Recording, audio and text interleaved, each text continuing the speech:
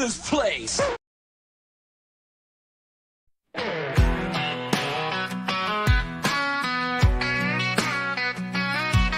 Well, I walked into a game store looking for some fun, but the deck I found nearly made me turn and run. Cards full of chaos, mayhem, and dismay, singing, hey, diddle, diddle, your game's going astray. It's a deck of many triggers, oh, it ain't for the faint of heart. Draw a card, lose your mind, watch your whole world fall apart. From gore to quirks to curses, it'll shake up your campaign. The deck of many triggers gonna drive you insane. Drew a card and suddenly I quadrupled in size. Now I'm huffing and I'm puffing, can barely open my eyes. My armor's busted open, my sword feels like a toothpick. This ain't nobody positive, it's just plain old mean trick. It's a deck of many triggers, oh, it ain't for the faint of heart. Draw a card, lose your mind, watch your whole world fall apart. Next thing you know, blood's just a memory. Health bars floating overhead like some video game theory. Can't bleed till you're indoors, then it's a horror show. Organs spilling, flesh appealing, that's how the game will go. Then suddenly facts don't matter anymore. Change your stats to fit your views, leave the GM sore. Shout fake news at every turn, feelings are what count. Check your privilege, bucko, as the tensions start to mount. It's a deck of many triggers, oh, it ain't for the faint of heart. Draw a card, lose your mind, watch your whole world fall apart.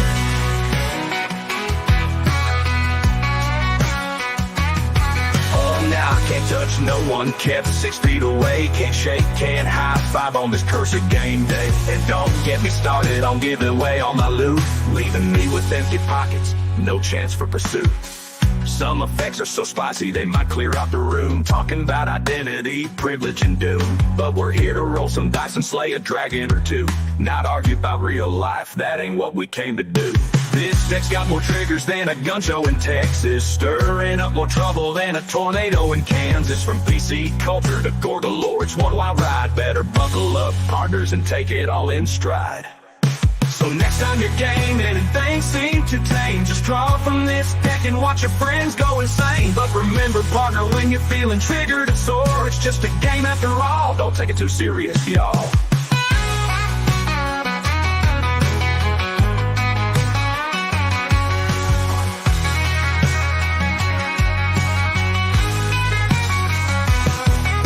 Next time you're gaming and things seem too tame, just draw from this deck and watch your friends go insane. But remember, partner, when you're feeling triggered and sore, it's just a game after all, don't take it too serious, y'all.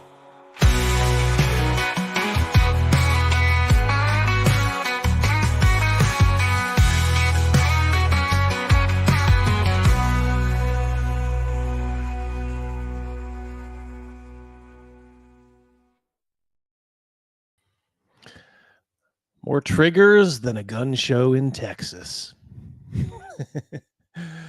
How is everybody doing? Looks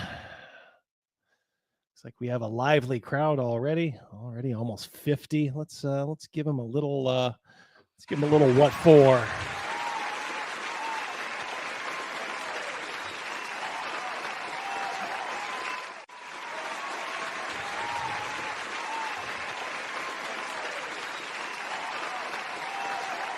All right.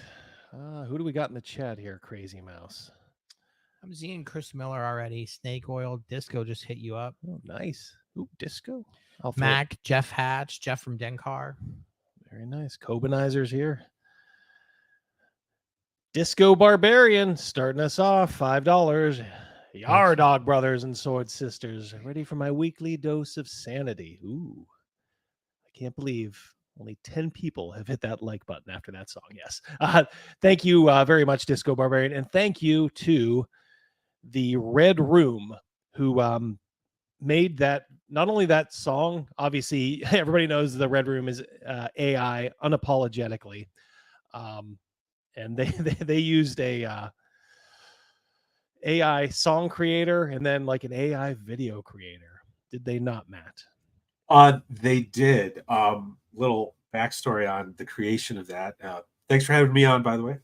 Lord Mattias, I should say too, before we get to you, Matt, I have a couple of people sitting right next to me. Let's give them the proper intros. Samuel Bell, he's everywhere. You, I'll make mincemeat out of you, mouse.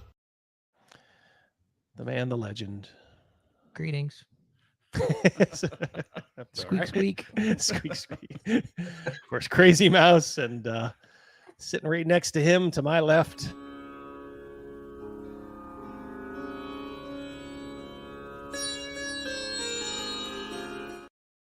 My Wednesday relaxation. I always thought his name was Ravi Shankar. Right. It's Ravi. Ravi. Ravi. I went through 50 plus years of life thinking his name is Ravi Shankar. I thought he was like some spoiled American kid who went over and like, found Hindu, Indian music or something, and then, mind blown. Yes, Rogan is in the house. Greetings, everybody. Yes, and this, of course, is Lord Matthias, who's been on, who's popped in before at odd times. I got to meet Matt at VentureCon, right?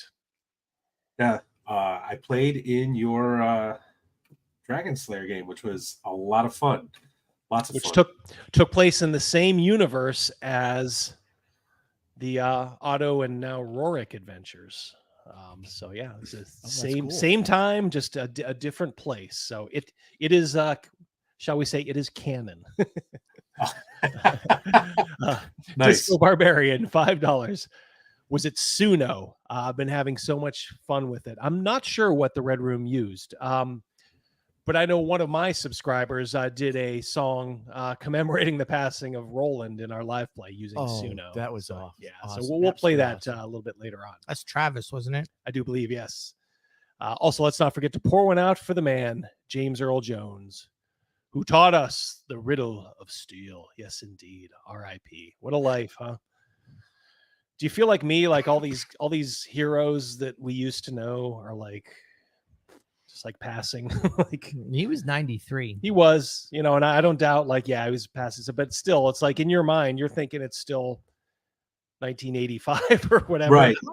I liked Yeah. him in like, I know he was Darth Vader, but like I liked him in so much of his other stuff too. Like I thought he was funny in Coming to America as Yep. King Jaffe Yes. Jafar, and like he was in the Tom Clancy movies with Harrison Ford. Yeah, Patriot Games and Clear Clear and Present and Present Danger. Danger. Yeah, for sure. But thank you, Disco Barbarian, hitting us up twice already. But yeah, it's like, the one that's going to hit hard for me. Well, under the radar, and I haven't even mentioned on the channel, but like Sid Udy, aka Sid Vicious, Sid Justice, Psycho Sid, the wrestler.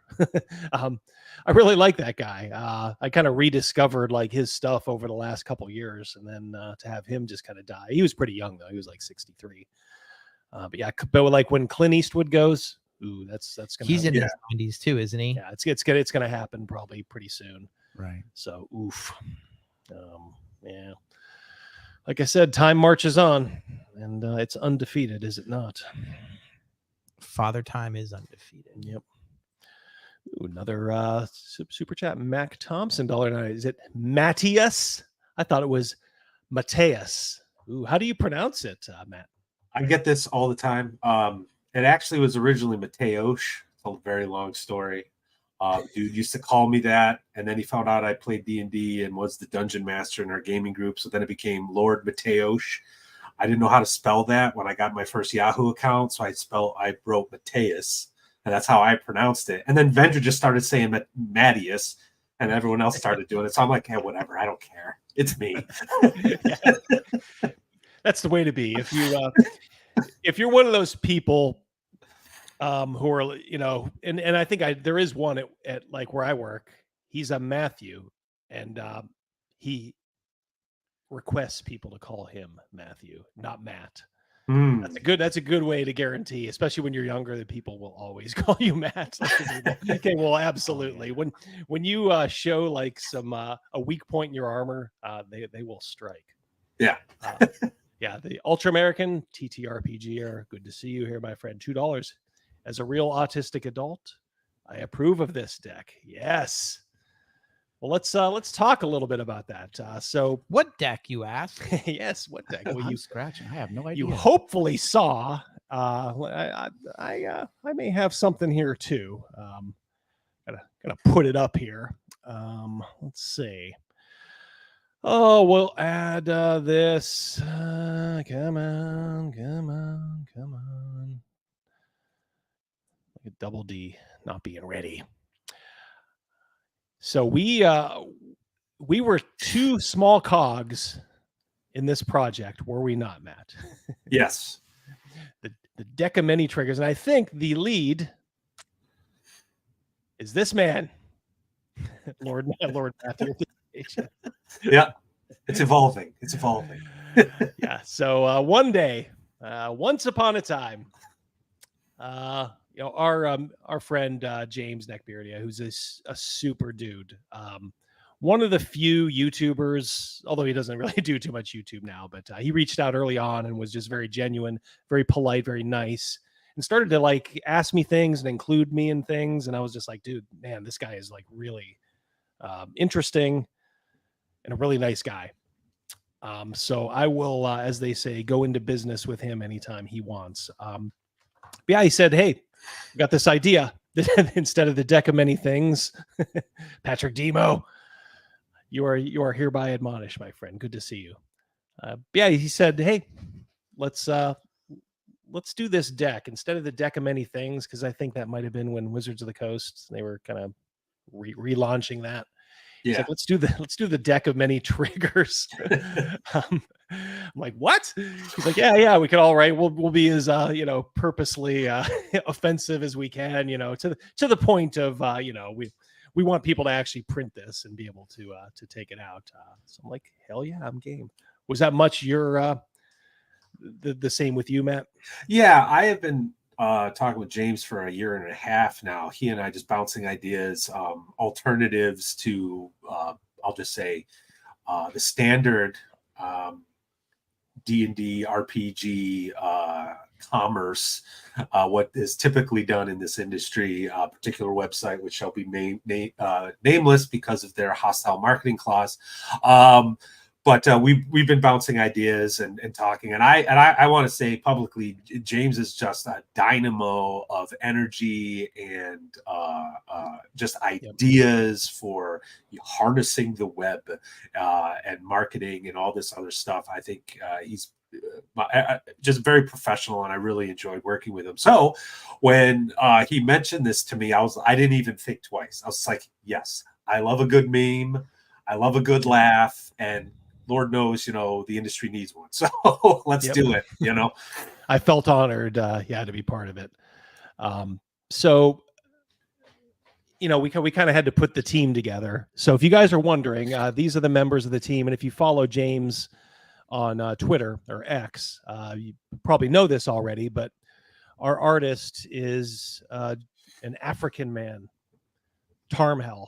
So we can say with a straight face, if you support this crowdfunder, you will be feeding African children.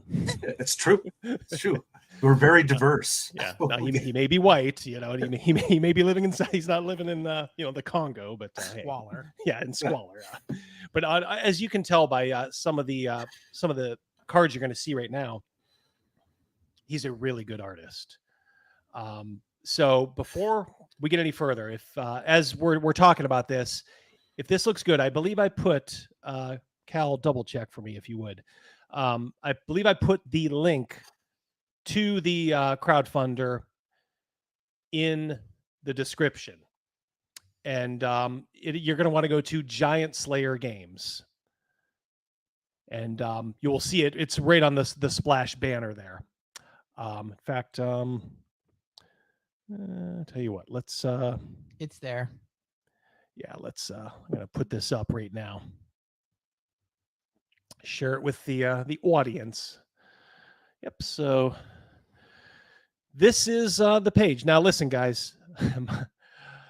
As you can tell, the market for this probably isn't as big as Wizards of the Coast and the Deck of Many Things. So using Kickstarter and like IGG was almost out of the question because the margins are so low. I think me and Matt can probably say, you know, and of course James would back us up. Us writers are probably not going to get very much money out of this, you know, unless it does, you know, astonishingly well, and we hope it does. You know, but it was just kind of a joy to create it. The money is going to the artist Tarmhell first and foremost, just to make sure he gets paid, and then it'll get distributed whenever. So don't think we're like, hey, you guys are cutting corners because, you know, you want to pocket all that, you know, sweet Decamini triggers money. Guys, this is not a way to get rich. This is not your retirement plan. Yeah, this is not a retirement plan. As I think everybody in this group we'll talk about the process and all that stuff that we went through. Hitting your goal just pays the artist. Yeah, well, that's break even. That covers production costs in China. That covers paying Tarmhell, our artist, and shipping. Yep. You know, and you can see here it is. Then anything after that gets divided by 10. Yes. Yeah. Exactly. Plus, if we get to a certain point, we're going to start bringing in stretch goal writers. Yeah. Hopefully, maybe goose that up even more for, you know, fans of them. So trust me, none of the writers here are looking to make a sick payday. But we do love this product. It really is good. You'll be on your yacht someday called Trigger. I was going to say, if we break our funding goal, I'll be able to get that subscription to Mad Scribe magazine I've always wanted. Yeah, that's right. Yeah. Speaking of that, Chris, he's here. Why aren't you in here, buddy? You are he's a writer. You are a writer, the Mad Scribe himself. Maybe he doesn't want to expose himself. What are you talking about? He's been on the show before. Well, yeah. Saddle up, partner. Any of you guys that are you know, involved in this, just go to the DM page in our Twitter, and the link is in there. And look at them. I speak, and he delivers. Chris Miller, the Mad Scribe. The deck of triggers would make a great stocking stuffer for Christmas. That's an excellent idea. That is a great idea. Now, whether that's this Christmas or next, we'll have to see. For some Christmas, probably be more like next Christmas. For a Christmas, the shit has to get. I think we're actually saying probably like the summer, early summer, maybe next year. I think was what we were thinking. Yeah, I think that's what we were talking about in terms of like fulfillment. So, it's t-shirts in possible to get it sooner, but I think that would be about like June, all yours, July. Yeah. So this is a lot like Girl Scout cookies, if you will. You're gonna order. Never thought of it like that. You're gonna order this, and forget about it, and then you'll be like, "Holy shit! Just came in the mail today." Yeah. I think Crazy Mouse just came up with an idea for another card, actually. You want to talk about coming up with ideas for cards? I've been coming up with them all damn week. Been seeing some of them. This is, of course, T-shirted historian who he was a late comer. We are going to have him as one of the stretch goal writers. That's right. If you want to see T-shirted and trust me, he ran a few things by us already, and he's spicier than even I thought he'd be. Oh yeah. Please go and support this. It's at giantslayergames.com, and you'll see the banner at the top. Just click on it. Decamini triggers.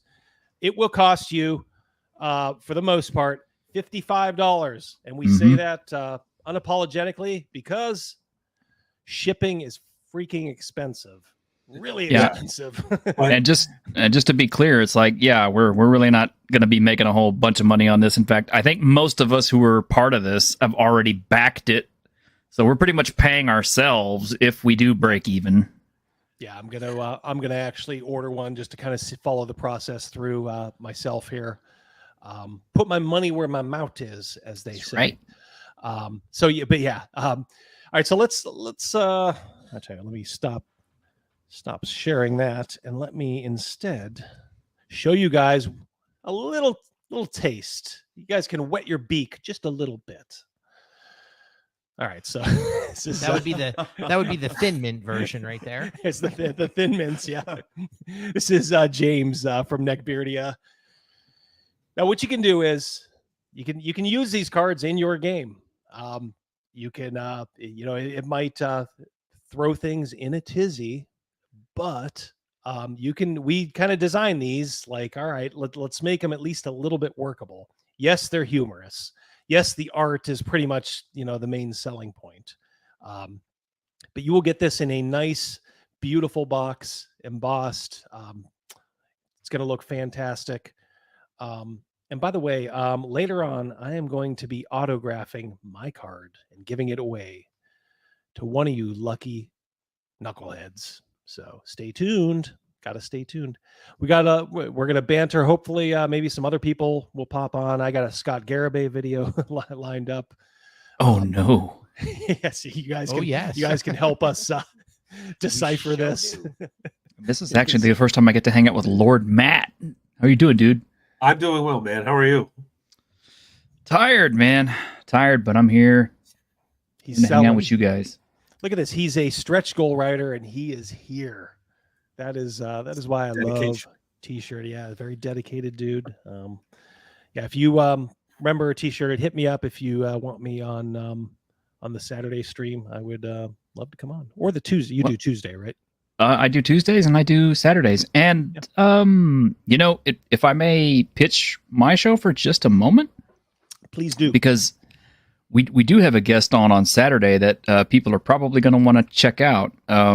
We've got the creator of the Lords of the Neon Toxic Wastelands coming on, because he's got a Kickstarter he's got a backer kit in process right now that is already funded, and so he's looking to get that pushed through as well. Cool.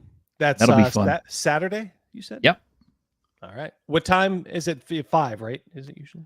5:00 Eastern, 4:00 Central, which I'm in Central, so. And we are East, so yes. Neckbeard had to fight with the Giants for 3 months to get the. James was fighting the good fight for us. He really we had pretty easy jobs, so, Matt and myself, and I'm sure T-shirted too. It's like we just had to be creative, write 5 cards, and our job was, I don't want to say done, because we had input all along the way, as far as like the direction, choosing things here and there, but like our main job was done. Meanwhile, James is just dealing with all the unsexy stuff that you have to for a project like this. Ooh, A. Warren Johnson, good to see you, my friend. Canadian $5. Won't be able to stick around. Congratulations on the release. I'll support you when I can. Yeah, no problem. Absolutely. # triggered. Yeah. Look, guys, we understand. Trust me, we understand. This is a luxury item. This isn't gonna feed you. This is like, look, I got some extra money, burning a hole in my pocket, and I want a scratcher. yeah. You want a scratcher or something. You just want to, you want to support stuff like this existing, I guess, in the world. So if you do, we humbly, and I do mean this, all of us do humbly thank you from the bottom of our hearts. Because like I said, we're not, if we get a couple of shekels out of this, we'll be lucky. But we do want to pay our artist, Tarmhell, so we do need to hit our goal, which is 10,000. Now the good news is we're already at 1,000, and we didn't even really promote this very much. Yeah. So we got 60 days, but we don't. James is gonna have an ulcer if we don't have that goal done by say week 3 or something like that. So let's see what we can do. If you are in the market for doing something like this, I think I've shown you guys. Some of these. This is the card. I have a couple of promo cards here. Great quality. This art really does kind of jump out at you, and you can use these in your game. Now, whether your players will like you for doing it, I don't know. To be determined. Yeah. There's going to be at least 50. And there could be up to 60. And a few of those will utterly change your campaign. Probably not for the better, but it'll change it anyway. It's in the eye of the beholder. Yeah. Yes. Yeah. Ironcaster. Good to see you, my friend. Thank you so much for backing it and always kind of being here and supporting the channel. We appreciate it. As you see, this is Guard Bro Tim. When this card is drawn, all PCs and NPCs no longer have blood or organs in their body. They're not able to bleed or physically take damage. And that sounds nice, doesn't it? Instead of this, a health bar appears above their heads, tracking the amount of damage taken. Oh, that's funny. What I liked about the song that Miguel did, the country song that you saw, maybe we'll play that at a point here again, just for the late arrivers. He incorporated, if you listen, he incorporated all these cards that you're going to see here, these 10 promo cards. He incorporated that into the song. So, but yeah, that's the agoraphobic. This is mine. Some lucky person in the chat, if they stick around a little bit, we'll get to see the hands of hovering. Yes, people are getting sick and tired of your handsy ass. Sure, you thought a warm embrace for the old adventuring friend was never a problem. Pat on the back for your pals to show solidarity after a key battle. Maybe guiding that lovely maiden to the private table at the local inn with your hand resting on her waist. Uh-oh. Guys got to know that's so 10 years ago, and you are cursed. Guess what? Draw this card. You can't touch or be touched. Ouch. Good luck getting those healing hands laid on you now, Mr. or Mrs. Frattour. This is the Red Room. White men can leave. Obviously, an homage to our friend Kyle Brink. Whenever this card is drawn, any player that identifies as a white middle-aged cisgender heterosexual man must leave the game immediately. I don't know if that means their character has to leave or they have to actually get up from the table and go. That would be kind of awkward, wouldn't it? Draw this card. Rulings over rules. Sorry, Rogan, you're gone. You draw this here, you're out. But I belong to AARP. I'd be the only person left in my table, so. Yeah, there you go. Yeah. Yeah, I do like this. I like the art in this one, and just kind of longingly looking inside as all the That's awesome. I declare bankruptcy, Michael Scott. Yes.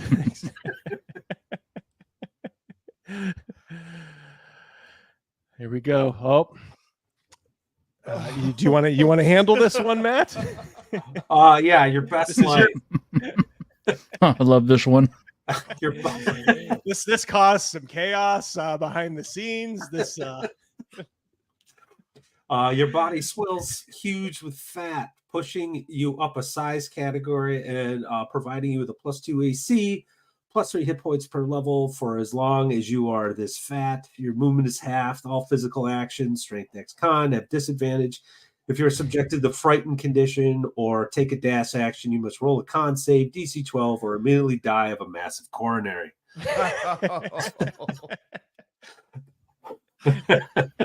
If you use this card during Lamentations of the Flame Princess, guaranteed at least one person is going to die. I'm not going to lie. A lot of my influence for my cards came from a lot of my games, my Lamentations games. So now this art is kind of based. What's her name? Like that? Is it Gorlock? Oh, Gorlock the Destroyer. Gorlock the Destroyer. Oh God. Yeah. That card reminds me of that movie Seven. Oh yeah. When that guy just constantly eat. Yeah. Gluttony. The gluttony. It reminds me of a trip to Walmart. Oh man. Oh God. Yeah. Oh. That person's a trans person, right? Ultra. Yes, we there is a card in there. I think that is called "It's Ma'am." All right, hold on one second. I'm gonna we're gonna show people. We're gonna show people who we're talking about.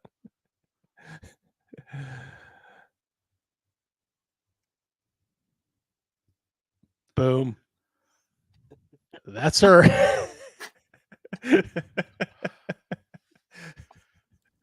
Ouch.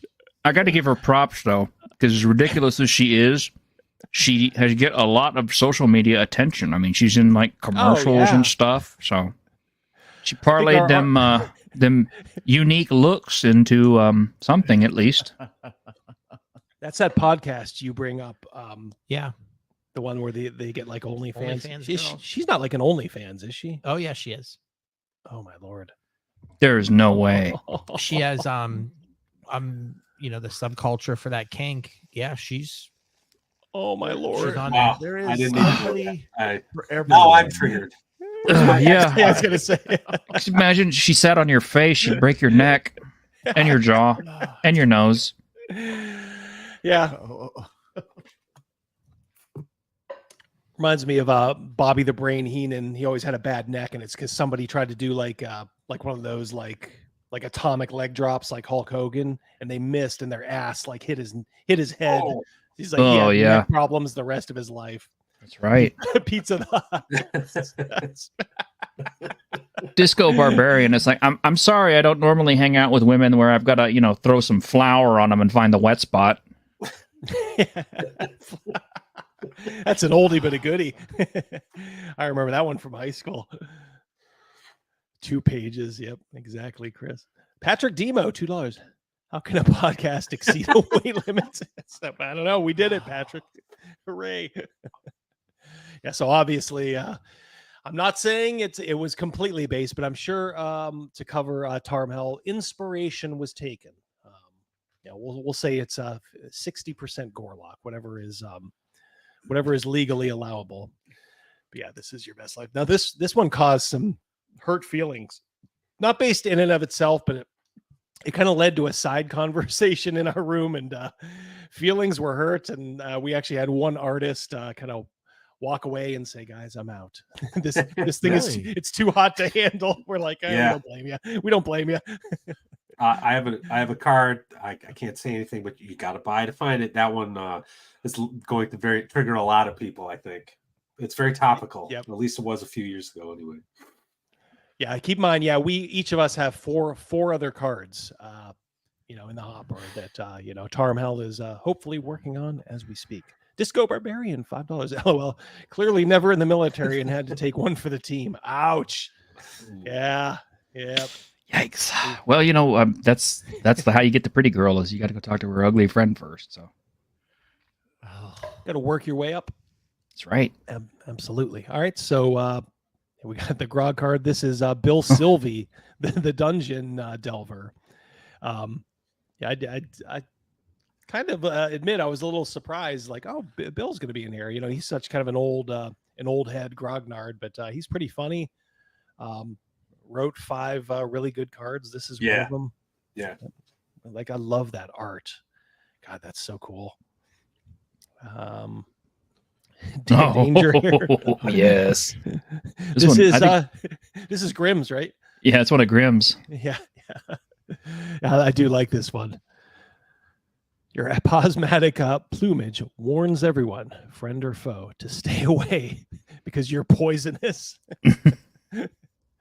Again, that art is just banging. Eat the Rich. Let's see. This is Chris Miller, the Mad Scribe. Yep. Got to eat the rich. Like Can't that have them a lot walking too. Yeah. Good to see you. Dazzle Bear.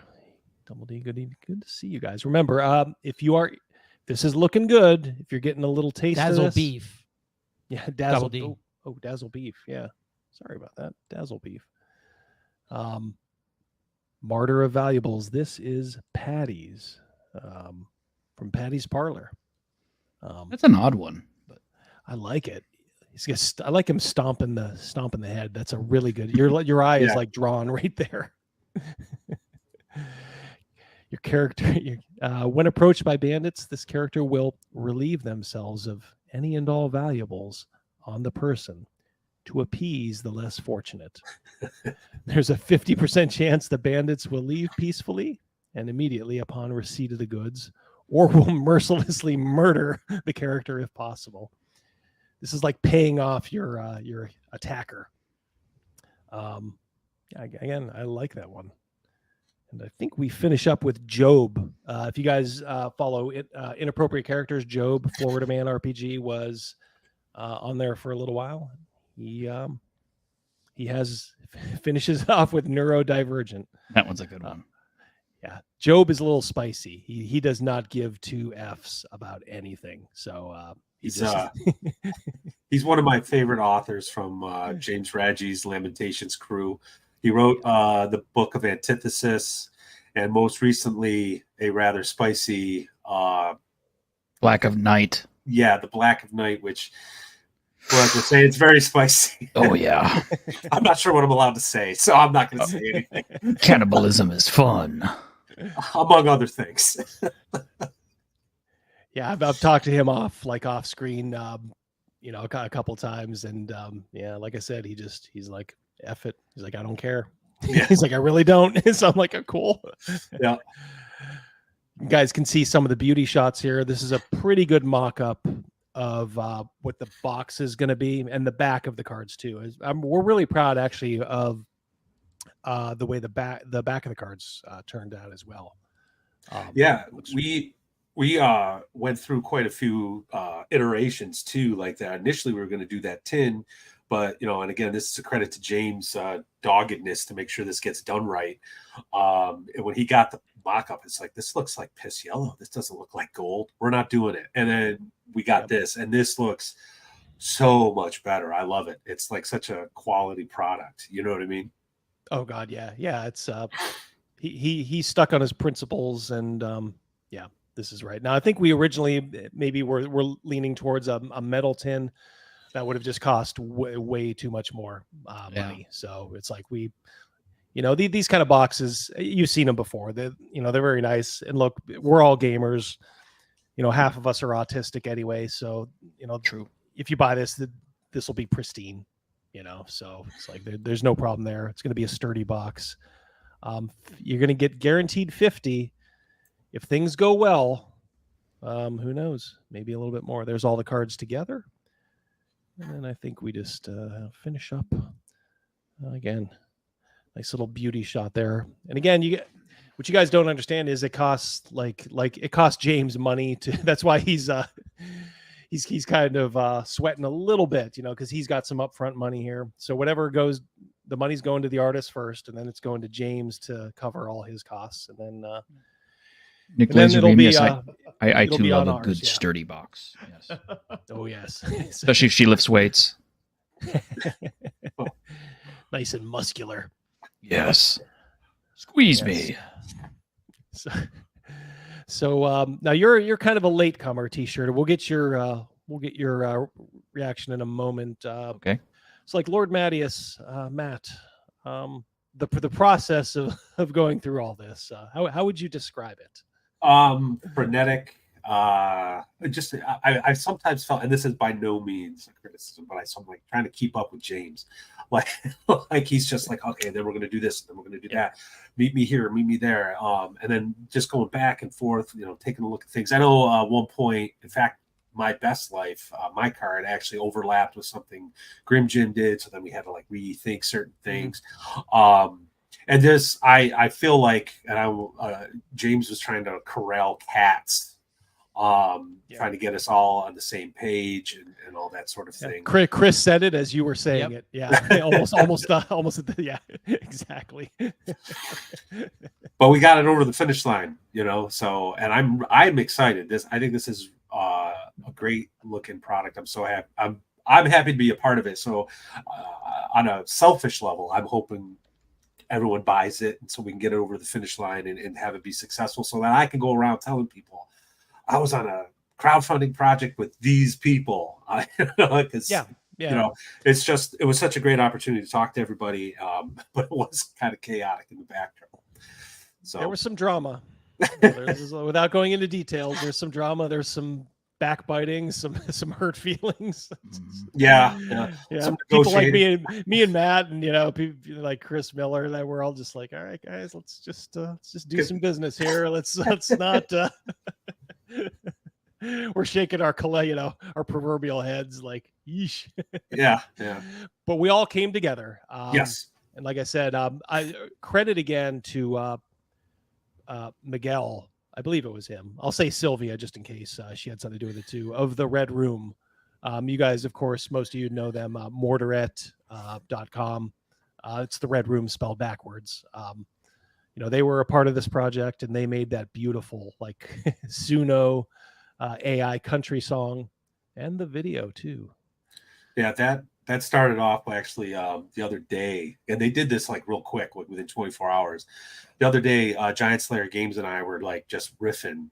I think I had a few bourbons, and I'm just chatting with them on Discord, and we're cracking jokes about like, man, we're gonna launch this on 9/11. I'm like, man, we need to get like a Toby Keith character or something to do like a video. And then he starts writing some song lyrics, and I'm like, hold on a second, Miguel's really good at this. So I asked Miguel, I'm like, hey, can you think you could pull this off? And he just starts sending me like some images, the MP3 files. I'm like, yes, this is good. Let's go with this one, and boom. He got it done in like less than 24 hours. I am so impressed. He's like, this is okay. It's not too shabby. I'm like, no, dude, it's good. Excellent. Yeah. This is excellent. Yeah. I like too that there was a method to the madness. We're launching on 9/11, so we're paying all due respect by having like a country singer who might have at one point sang a 9/11 tribute song, but now he's like so poor and desperate he's doing a deck of many triggers. Yeah. More triggers than a gun show in Texas. That's one of my favorite lines. Yeah. Speaking of Texas, so what did you think when you were asked to be a part of this project, T-shirted? Oh man, I was super duper excited about it. Matter of fact, it was like James asked me, I don't know, like I got the message at like 6:05 in the morning or something like that, and I think by 6:10 I had already pitched him my card, did the art for it, and said, "There you go." That's why we like you. You are a professional. Yeah, that's no lie either. In our group chat, he's like, "Here it is, boys." We're like, "Wow, this guy's on top of things." Oh yeah, I mean, I've had stuff like this just in mind for hours. I mean, I should say weeks and months. I mean, it's just there's so much. Dealing with pop culture the way I do all the time, there's so much crap out there that you really want to clap back at. And that's kind of like, I really see the deck of many triggers is the best way to do it, because it's kind of like you're making fun of people who can't take a joke. Yes, Yeah. exactly. Look, that's all we wanted. I think James from Nick Beardia would agree. That's all we're doing. Just poking a little fun.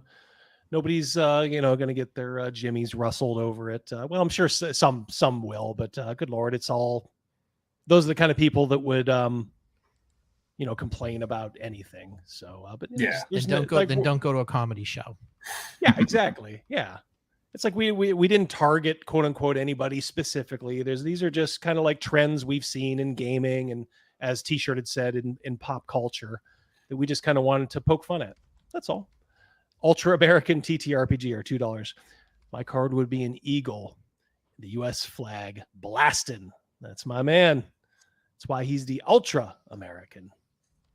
Tell you, before we do, we could do a Garibay video here in a moment, but I just wanted to get your guys' quick thoughts. Did you watch the debate last night? Yeah. the 3-on-1. I mean, okay, I did my show yesterday, and I think I had a lot more fun. Yes, yeah, it was just brutal. I didn't watch it live, like we were at a concert, and it was just like a local one, But I was walking back, I was kind of following it, and I'm like, holy shit! All I heard was the moderator was about like as unfair as it gets. There's two of them. Yeah, they were both unfair. I haven't seen anything like that in a very, very, very long time. Yes, somebody brought up, like, I haven't seen anything like this since Candy Crowley. Do you remember her? Like CNN, like back, God, that might have been one of the Bush. Yeah. Bush or McCain, like way back. Jeez. Kind of she was like heavier. I think she might have been CNN. She wasn't actually a bad looking woman. I mean, she was just like a little heavier, but I remember she got kind of raked over the coals for just kind of being such a shill for the Democrats. Oh, you watched that? Yeah, Snake Oil. I turned that on too, for a little bit, but I think he had a split screen. So I think because I was kind of at a concert and, my wife's Like, hey, let's say it was an outdoor concert. Like, hey, let's say, so I'm like, woohoo, woohoo, yeah, you go up there, and then I would check the debate, the closed captioning real quick. Oh, hey, Double D, remind me to do that later. To put up another card, submit another card idea. We've got to have cat eaters or something. Oh yeah, and make it a double entendre because it'll be better that way. Yeah, call it Haitian rations. Yes, I like it. I like it. Yeah. That's funny. Trump's like, they're eating the dogs. They're eating. He's just like perplexed. They're eating the dogs. And then you got him. He's posting his like memes about himself, like running, like saving these like cats and all these things. Well, I mean, how many times have I posted up on my own X feed, it's like what I would do to somebody who touched my dog, it's like, and I think most of us would, because it's like, the dog is better than a person, and for somebody to come along and try to eat it. It's the old John Wick. Yeah. I would totally go John Wick. How's that? What's that joke? Throw your wife in a trunk and a dog in a trunk. Open them up and see which one loves you. Yeah, that dog is going to love you. Yeah, that's right. Yeah, it's the litmus test. Oh, look at this guy, our old friend Snake Oil Sean. Bam, up to no good. Yeah, up to no good. Thank you so much, Sean. 5 memberships. You are the man, as they say. Much appreciated. And Jeff from Denkar, Canadian, $10. Thank you very much, amigo. Need advice. PCs and 60 NPCs are holding a 300-foot long, 30-foot wide stone bridge against 200 hobgoblins, 3 hill giants, and 12 ogres. PC's got barricades, long spears, and magic. How can the hobs break through? Oh, I got one from history that can solve that one. Yeah, just get some rafts, some big ones. Sail them within range of the bridge, on either side of the bridge, and then just have them chained off to the shore, and just rain hell of archer fire down on top of the PCs till they all die. Ooh, yeah. Death from the water. Yep. Because the PCs can't touch them other than magic. Where is that pulled from? Where are you pulling that from? I'm going to guess something historical, right? Yeah. Well, okay. In old England, there was the Battle of Stamford Bridge. There was one lone Viking who held the bridge against the English. I mean, it's like they threw everything they had at him, and this one guy could not be stopped. Finally, the way they killed him was, since it was a wooden bridge, they put one guy in a barrel with a long spear, floated up the stream, got up underneath him, and rammed the spear up through him and killed him that way. Oh, wow. Yeah. Kill him from the water. Yeah. Yeah. It's something you might not think about, in your first blush. Disco Barbarian, $5. Ohio governor deployed state troopers and 2.4 mil to Springfield today. Press had to accelerate the articles on why Haitians eating pets is actually good. Yeah, that's the next stuff. And pretty soon it'll be healthy for you. Yeah. Okay, if you guys don't know what we're talking about, if you're kind of oblivious, yeah, there's been reports in Springfield, Ohio, that these Haitian immigrants, I guess there must be a decent population of Haitians there, are eating like geese, cats, dogs, anything they can get their hands on. And in the debate last night, Trump was talking about this, and then one of the moderators said, "We contacted one city bureaucrat," and he said, basically, "You're full of shit." Trump's like, "Well, the guy made a video." He's like almost perplexed, like, the guy made a video about his dog. So but then again, they're like,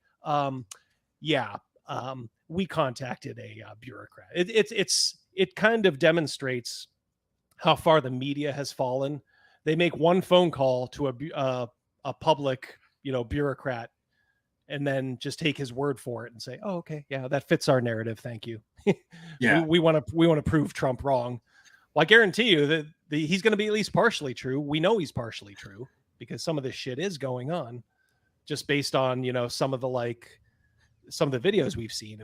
If people are like, yeah, I saw like 2 Haitian guys, with headless geese or ducks or something.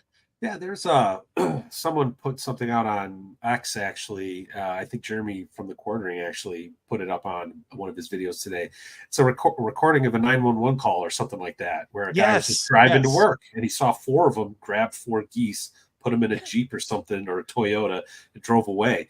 And he's like, if I see him again, I'll get the full license plate. It's just like, but that's a federal offense. I'm pretty sure that's a federal offense. So. Plus, it's just not very nice. Geese aren't the friendliest creatures, but they don't deserve to be grabbed in public and have their necks snapped. Yeah, I think there's like 20,000 Haitians were shipped to Springfield. I think that's like 4 years ago. Why are they shipping them to Ohio? I thought Texas was supposed to be doing this to blue states. T-shirted. What's going on here? Actually, Ohio. No, you know what? Actually, that would almost be a good solution, is because anybody who knows Texas knows that we have a wild hog overpopulation problem, like in the extreme. Oh, and so maybe not that I'm really endorsing this real heavily because I don't want to, but maybe that's the solution, is just to send them on meat farming. In wild hog country, and just let them go crazy. Like, you know what? You can kill all the javelinas and wild hogs and you eat all you want, man. It's a never-ending buffet of pigs. Go ahead. Gonna be a lot better than those geese or dogs or cats too. So give them a spear, a net, and say, "Go to it, boys." It's more meat on them too. Plus, they don't even have to work that hard because half the time those some bitches get hit by trucks and shit. Oh yeah, that's an easy. That's fast food. Hell yeah. We just wait by roadside for a couple of minutes and bang, look, dinner. All right. Let's watch. All right. So you guys Star Trek fans? Yes. Well, I was until. But I mean, when I say Star Trek, I mean like real Star Trek, I'm Scotty. Now, Crazy Mouse, I kind of picked this one for you. Because that joke goes, we used to play Star Trek in our neighborhood, and my brother and our next door neighbor always used to bicker about who was Kirk. And then like the loser would always end up being Spock. And I didn't care because I didn't know all the characters. And I was just like, I'll be Scotty. So you're a very casual, shall we say. Patty, here's the link. Right now, just Patty, guys. If I want more of you to come in a little bit, I'll open it up. But for right now, that link's just for Patty. So, all right. So you're a very casual Star Trek. Like the old school Kirk, Spock, McCoy, right? Crazy. Oh yeah. No, I'm a and I know you're probably a bit much bigger fan. T-shirted, probably like I am. I'm a second generation Trekker. Oh really? Yeah, my dad used to, he grew up, he watched it all through college, and he's the one who introduced me to it as a kid. I had an older brother that did that for me. Now, Rogan, are you? Oh, yeah. Yeah, big fan? Okay. Oh, yeah. All right, so we got a couple of big fans here. Matt, you're kind of... I'm old school. I like the old Star Trek. Wrath of Khan was like my favorite. I still I think one of the best naval battles in cinema. But after around Deep Space Nine, a little after that, I'm kind of like, it's not for me anymore. Mm-hmm. Yeah, same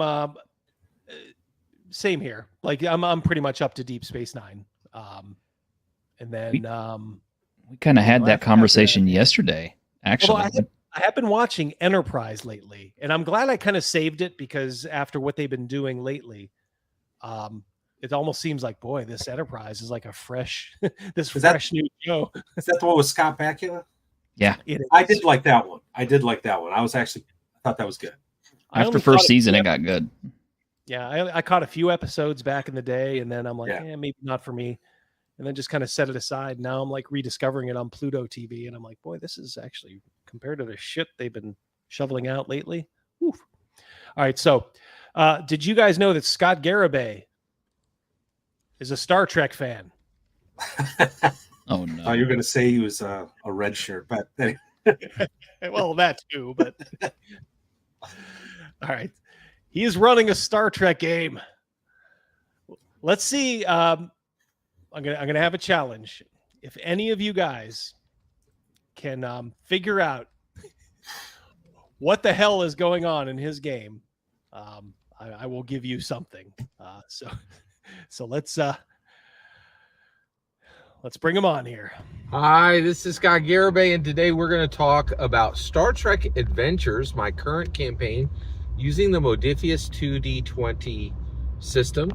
And the gold player is playing in this campaign, and I am functioning as the dungeon master in this campaign and running the story. And so basically we reach a point where so the Star Trek Enterprise NX-01 is currently carrying Clang, who is a comatose Klingon that Phlox... Say that quickly 3 times. Clang the comatose Klingon. I like how he just gets right into it. Does no setup. No. Just expects you to know like exactly. I think he actually did set this in the quote unquote Enterprise Scott Bakula era, which is of course the last Braga and Berman series. So we're off to a tremendous start already. The Doctor expects he's going to be able to bring up very soon, and crewman Archibald of security crewman Archibald is currently securing boxes that are in the hangar bay. Right now, actually, what's interesting is we I keep a lot of things secret from the player, right? But and no, Scott, we don't want to know about your personal life. I found it rather telling. He said player, not players. Oh, you caught that. He's got a prisoner. Yes. He's got a prisoner. I feel like Hey, how you doing down there, player one? Yeah, y'all loosen up the gag here in a minute to let you answer. T-shirt. I was just gonna say, I feel like I'm watching Eminem's video Stan. If anybody recalls that. God. Yep. Yeah, clang, clang, clang goes the bell. All right. But I'm actually not going to keep things secret from you. So the things that are in those crates are the holodeck. So they're actually going to set up a holodeck. They just got the materials from an alien race to create the holodeck on the Enterprise NX-01. Could you imagine what would happen with this guy if he actually got a holodeck for himself? He would they'd find him dead on that thing with his pants around his ankles, totally dehydrated. What happened? Well, we've never seen anybody have a massive heart attack from doing that, but judging from the burns on his hand, no, there's a heart attack card in your deck of many triggers. Yeah, that's the one Matt did. Yeah. Either that or he drowned. He finds a way to drown in like 6 inches of water or something. So the secrecy around those crates is very needed because this is the first time a holodeck's ever going to be set up on any Starfleet ship, which is, kind of important. And Elmith was trying to find the secret to get into those. So at this point, Clang is close to being brought out of his coma by Phlox, and Sato has just talked to security. Who's Sato? Who's Phlox? I think that's the Doctor, if I'm not mistaken. For 3 names besides Clang. One of them is the security chief. I don't know which one. Yeah. Patrick Demo, $5. Scott, stuff you find interesting and stuff the rest of the hobby finds interesting are 2 mutually exclusive things, my dude. I have this horrible feeling that one of Garibay's his style is to, when he starts a game, is to literally spend the first half an hour to hour explaining the entire backstory of his world, his gods, the way they live, and listen to all the wonderful stuff in my world. So first there was Ankhelm, and he was the greatest of all gods. And like an hour later, the players are just like, "Well, okay, I really gotta go now, Scott." Eyes are glossing over. Guys are like cutting their wrists at the table, or taking suicide pills just to get away. No, there'd be no blood if he was using the deck of many triggers. That's right. Yeah, if he drew the agoraphobic, yes. Someone asked if this was a new car. Yeah. And I'm gonna say I think it might be, and the only reason I'm saying that is on the sun visor. There's no stickers. Yes. Oh yeah. Unless he's using maybe his wife's car, maybe, but could be. I mean, it's a different car. Sure. Yeah. He saved up all his dashing tips and got himself a new hoopty. Yeah. I wonder what. I wish we could see from the outside what he's driving. We'll have to see if he goes by a big mirror or something. See if it reflects. I'm always looking in the background to see if anybody is angered at his driving and flips him off if he runs a red light or cuts him off or whatever. Fuck you, Garibay. When are you gonna stop seeing your videos? Still waiting for my food. Just keep circling the block. When are you gonna stop? You've been circling 3 times. By the time he shows up, all the food is cold. Gone. Gosh, I wonder why this guy didn't tip. I'm just telling him about Clang right now, okay? Just give me a break. Sorry it was so late. I was busy talking about the mechanics of the LX1. Travis, good to see you, buddy. Yeah, that's okay. Imagine this guy starting an OnlyFans. Ooh, I'd rather not. There's a market for it. There's a market. A market of one, maybe, but I guess that counts. Security crewman Archibald and said, "Hey, I want you to get into a fist fight with this Klingon when he awakes, because I actually think that's going to help us to. I could really help us, right? To." He doesn't explain how. You just sucker punching this Klingon who woke up in a coma. What the hell? It's gonna help us. Put him back in a coma? Yeah. It's like when they're slapping Captain Stubing's daughter in the movie Airplane. Oh yeah, that's right. Yeah. They're lining up. Yeah, I like that. Rogan slap him right back into the coma. To make his transition into our world easier, right? Because it's something he knows how to do. What the? Welcome to the Federation. Wow. Kick him in the junk, take his wallet. I know Klingons are warlike. They probably don't like to be sucker punched. I mean, the Federation. We call this the Prime Directive. Here's the Prime Directive. We think it'll be. Maybe, I don't know. Oh dear. Grab his dick and twist it. Klingons love that. Welcome to the 22nd century. Klingon would be like, "Are you initiating a mating ritual?"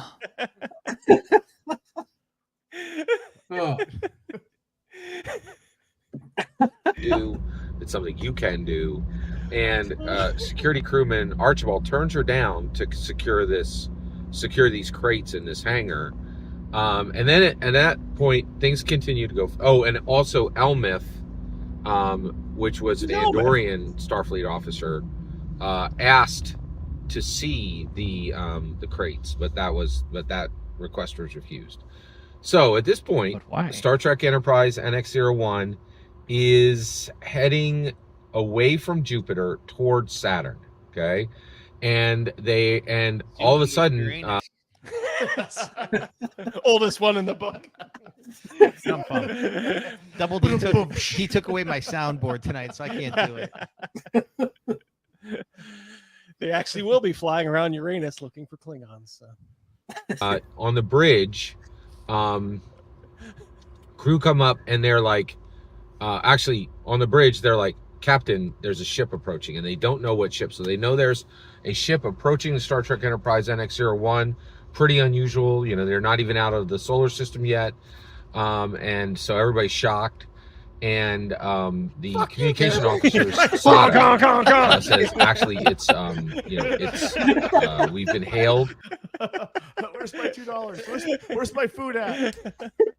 It's just one of those long horn draws, you know, that you can hear like a half a mile away. Just drive by.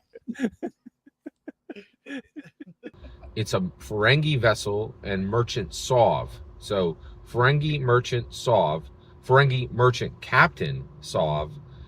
All right, so Crazy Mouse, you like Scotty, you like the old school Enterprise, right? I mean, are you following any of that? Does any of this make any sense to you at all? The word Klingon. Yeah. So I caught that. It's supposed to be. It's supposed to be classic Star Trek, right? That he's running. I think he's running Enterprise era. Well, they didn't even meet the Ferengi back then, so what the hell? That's what I always thought too. I thought that was in Next Generation. Like, oh, it was. The first time we've ever seen the Ferengi. Although who knows? Maybe the show like retconned that. I heard there were some problems along, those lines too. They got a little desperate. Chris is out. Got to go early, Chris. Great tonight. Already buy the deck of triggers. Thank you so much, Chris, for $5. And yes, guys, Giant Slayer Games.com. Patrick Timo. Patrick Timo. I imagine his game is like being held hostage to listen to a serial killer's Star Trek fan fiction. Where it ends with a spunk-stained map, the Enterprise. The DM's self-inflating 7 of 9. Hey guys, look, I got this fan-drawn piece of art right here. This is 7 of 9, and I got her totally nude, and it's from actual reference pics of Jerry Ryan herself. God. I'll tell you one thing though. I have the FASA Star Trek role-playing game from back in the early 80s.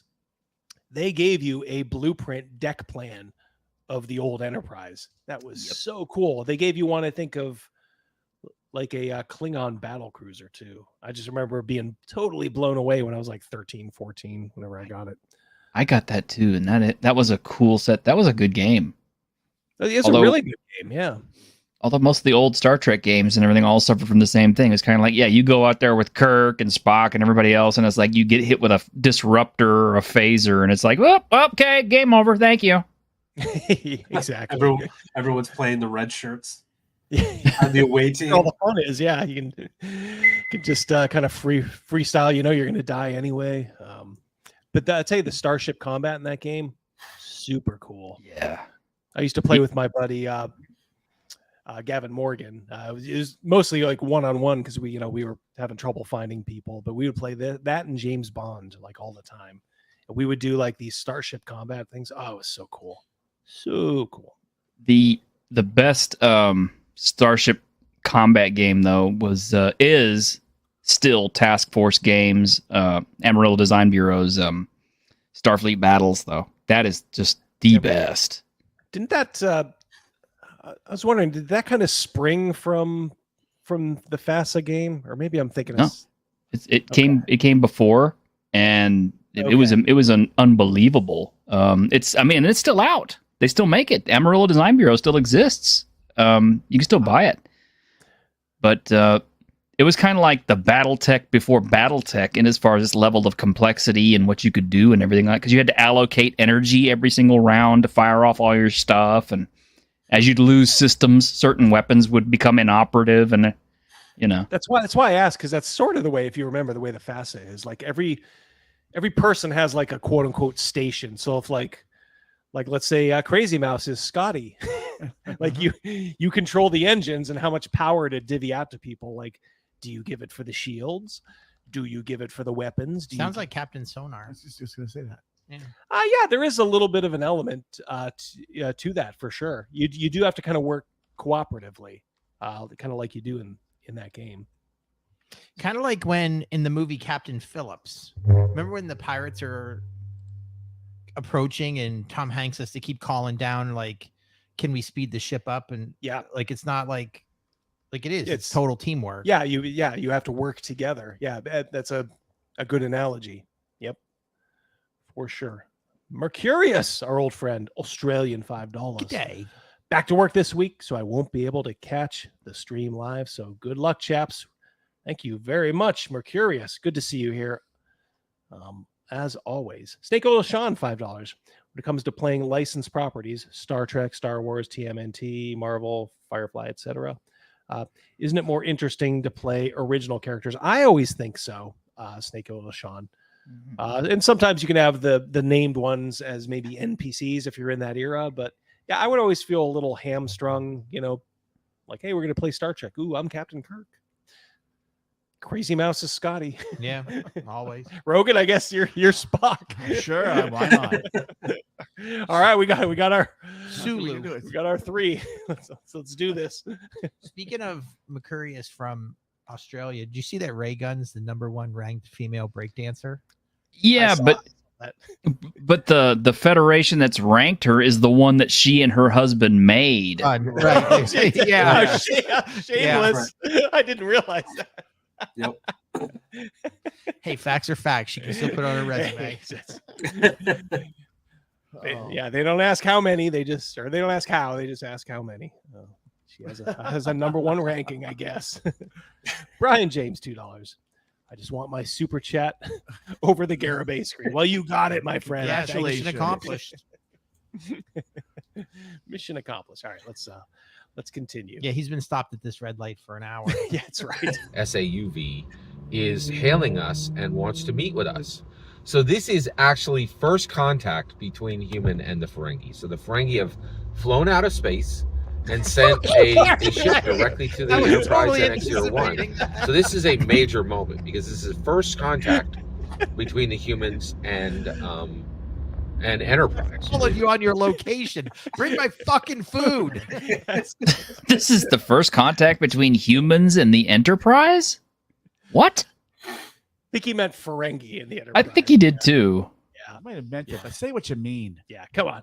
I've done like a video or two like this where I'm trying to explain what's going on. You always have to explain this with an ear towards, like, I don't want to say like the lowest common denominator, but sort of like, all right, there's gonna be a lot of people who just don't know what the F you're talking about. So you may lose some of them, but you can't make it, so easy to lose them. So, you build things up. Oh, so this person here does this, and that's why they are, doing X. He doesn't set any of this stuff. He expects you to have an encyclopedic knowledge of Star Trek Enterprise, a show that went off the air 20 years ago. Yeah. Most people haven't seen in a good long time. Oh, wait, we have an important announcement, everybody. There we go. I saw it too. You got it? Yep. All right, here we go. All right. Guys, yep, you're stepping up.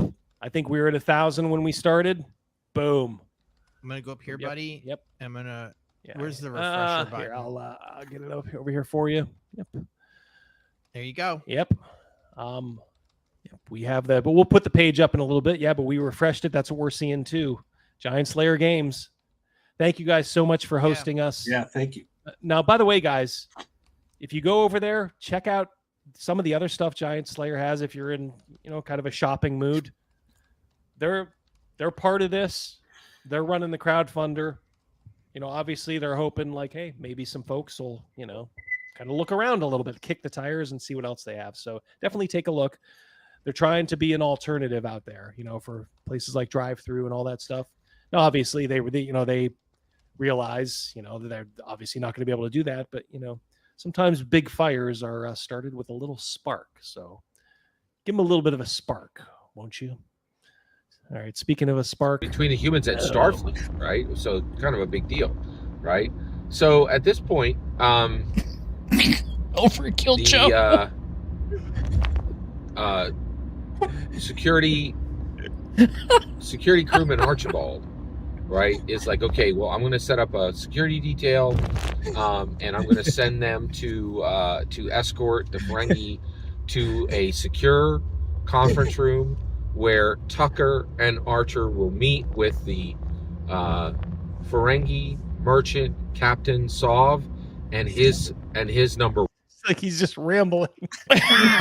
Tucker and oh gosh, Tucker and Archer, like Do you Who know, are these people? Yeah, like like Crazy Mouse. You have any idea who these people are? No, it Yeah, sounds like they're all on his ship. Like they might be part of his freaking like team. Well, I know enough that one of them is a captain. You know, heaven forbid he actually says Captain Archer, rather than just Archer. Like it's like he's talking to his bound player. Who I guess has to Singular listen to player. One, right? Iron And so, Fist and this, Archer is the cap. Yeah. That's Scott Bakula. Yeah. Quantum Leap. Tucker is the head engineer. Yeah, I know this. Trip, right? Oh yeah. Is that right? Yeah, is his name Trip or something? Yeah. Yeah. Yeah, I like both those characters, by the way, but it's like, good Lord, Scott, you got to do at least a modicum of legwork here to set up your story. I know it's entertaining to us for all the wrong reasons, but he obviously meant to entertain people. You know, I mean, I guess this is why these videos have like 9 views, and we're like, Well, three I of think them, I'm deep down. I'm just waiting for him to pick his ear and eat it. Yeah. 'Cause you know hey guys, you know it's coming. He does that little in Star Trek The Next Generation, they have the Picard maneuver, and that's him like straightening out his shirt, to be like nice and proper. The Garibay maneuver is that one where he either picks his nose or his ear or something, and then Remember he licked his whole palm. Yeah, it's the palm lick. Yeah, that's the Garibay maneuver. it's going to be first contact, right? And then at that point, security crewman Archibald continues his and actually at this point he's actually on patrol in the ship itself, right? But he arranges for that escort, and then he is on patrol. He is continuing on patrol throughout the ship because he knows that there's going to be significant this is a significant moment, so he wants to make sure they're safe. Does he? Ship, right? Yeah. So at that point, Really? sure enough, he's around on like deck. There's like, I think there's 7 decks on the Enterprise and X-01. Maybe You don't know? What kind of Star Trek fan are you? Decks. I think there's significantly more than that. There's 7 where a lot of activity occurs. Lido deck. the Lido. Is that where Isaac is? That's where there's always the action on the Lido deck. I just know that. That's where Gopher and Isaac Gopher, are. right. Yeah.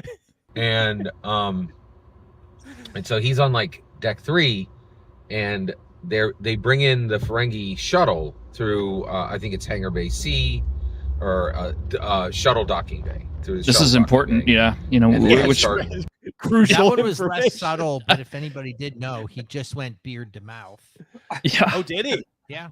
It was Oh man! very All right, subtle. hold on 1 second. I'm gonna rewind a little. Maybe double D, maybe just 10 seconds or something like that. Right there. All right. There's 7 where a lot of activity occurs. He was just in his beard seconds ago. There And so it he's was. on like deck 3. Subtle. Mhm. He's like And- Carol Burnett tugging her ear. Just so subtle. Sure, Carol Burnett would be flattered that she's being compared to this. They bring in the Ferengi shuttle I always did like that, the Carol Burnett show, Mhm. the old ear tug. through I think it's Hangar Bay C or shuttle docking bay, through the shuttle docking bay, and then they Oh, glad you cleared that up, man. Oh, I was no. Holy for a cow. moment. I was That would have been the only thing I didn't understand. Rogan and I locked eyes, like he really meant Shuttle Bay, didn't he? Yeah, he had to have. start walking. On a side note about Carol Burnett. No, just not for nothing. Just a major part of the Breaking Bad universe. How's that? I have a feeling I know this because I From think you might Better have said Call this. Saul. Carol Burnett's the one that brings down the whole fucking thing. Oh shit! Yeah, I forgot that's her. Yeah. Yes. Yeah. Oh yeah, she's in Better. Oh yeah. She brings it all down. She's the one that crashes Mhm. the whole freaking thing. Wow. I totally that had. Yeah. And that was so because at the time I was like, oh my god, that's so cool. That's Carol Burnett. Yeah. Then it just kind of faded from my memory, but it's been brought back now. Great show. The Ferengi merchant Captain Sov and his number 1 through the ship, and sure enough, they pass by medical, And that's exactly when Phlox brings up, when Phlox had already triggered, had already given the medicine to make the Klingon come up, but they didn't know. And he was going through methods to bring him unconscious, to bring him into consciousness. And he comes conscious. And immediately, exactly what Sato was concerned about, he wakes up, he's in a medical bay, he doesn't know where he is. There's a bunch of, Starfleet officers there who really don't know how to handle this situation. So they just start stomping him like an LA gang member. To say, is this when the fight breaks out? I guess. I'm gonna Slap guess. him awake. Just, So we're going through some procedures. Welcome to Starfleet. Ooh. it's like one of those blood in, blood out gang rituals. Welcome to the club. Oh. Nick's out. Have a good one, Nick. Have a good one. See you, Nick. Have a good one, man. All right. Yeah, there you go. And he gets up, grabs a scalpel, and then makes his way and actually crashes. So Klang crashes out of medbay, right, at the exact time when the Ferengis are coming along, and he ends up injuring badly Ferengi merchant captain Sov. Ferengi merchant captain stabbing him with his scalpel, right? And then he actually immediately goes onto his comms and says, "Hey everybody, we're under attack." And then immediately the Ferengi ship under, the commander on board, who is not the captain, who is not number one, who has less experience, and they're literally on this, first contact mission right now. Shockingly, and this is incredibly sad. This motherfucker would be one of those dudes in the gaming store who would sit there and tell you this exact story verbatim, and it would take 1 hour, and you'd be sitting there the entire time going, okay, Nick, I really gotta go. No, I mean, I was supposed to be home. I was supposed to be walking the dog. I need to go take a shit. Anything to... The conversation would start at the back of the store, and it would end at the front door as you're trying to walk away, and he's following. Yes, and he's following you. Unless you're the poor worker and you just have to sit there and like put up with it. Like you're working the counter or something. So you're like going around trying to find things to stock or straighten out on the shelf. And like, okay. But he's so autistic. He just does not get you like could put the phone down and he's still talking when you come and pick it up. Exactly. Yeah. One of those. Yep. Doesn't Hey, even pause. Yes. I just got pinged by Patty. I think he needs the StreamYard link again. All right. 1 second here. Patty, I'm putting it in the chat. All right. I could send it to him personal if you want, but that's all right. We have a well-behaved chat here. They know. All right, there you go, Patty. Should be right there for you, buddy. All righty. Come on in here. Do some business. Do some business. Oops. The heck? Yeah. Okay. So shockingly, what ends up happening is that this man and shockingly do not go together. Between the Ferengi ship and the Starfleet Enterprise NX-01, and so Commander Archibald for the first time uses his ship's weapons focuses. Actually, he doesn't have ship weapons focus, so his difficulty. What's up, Patty? His roles were more difficult, but his job is loading torpedoes, and the Ferengi. I really like it when he talks about loading torpedoes. That just gets me excited.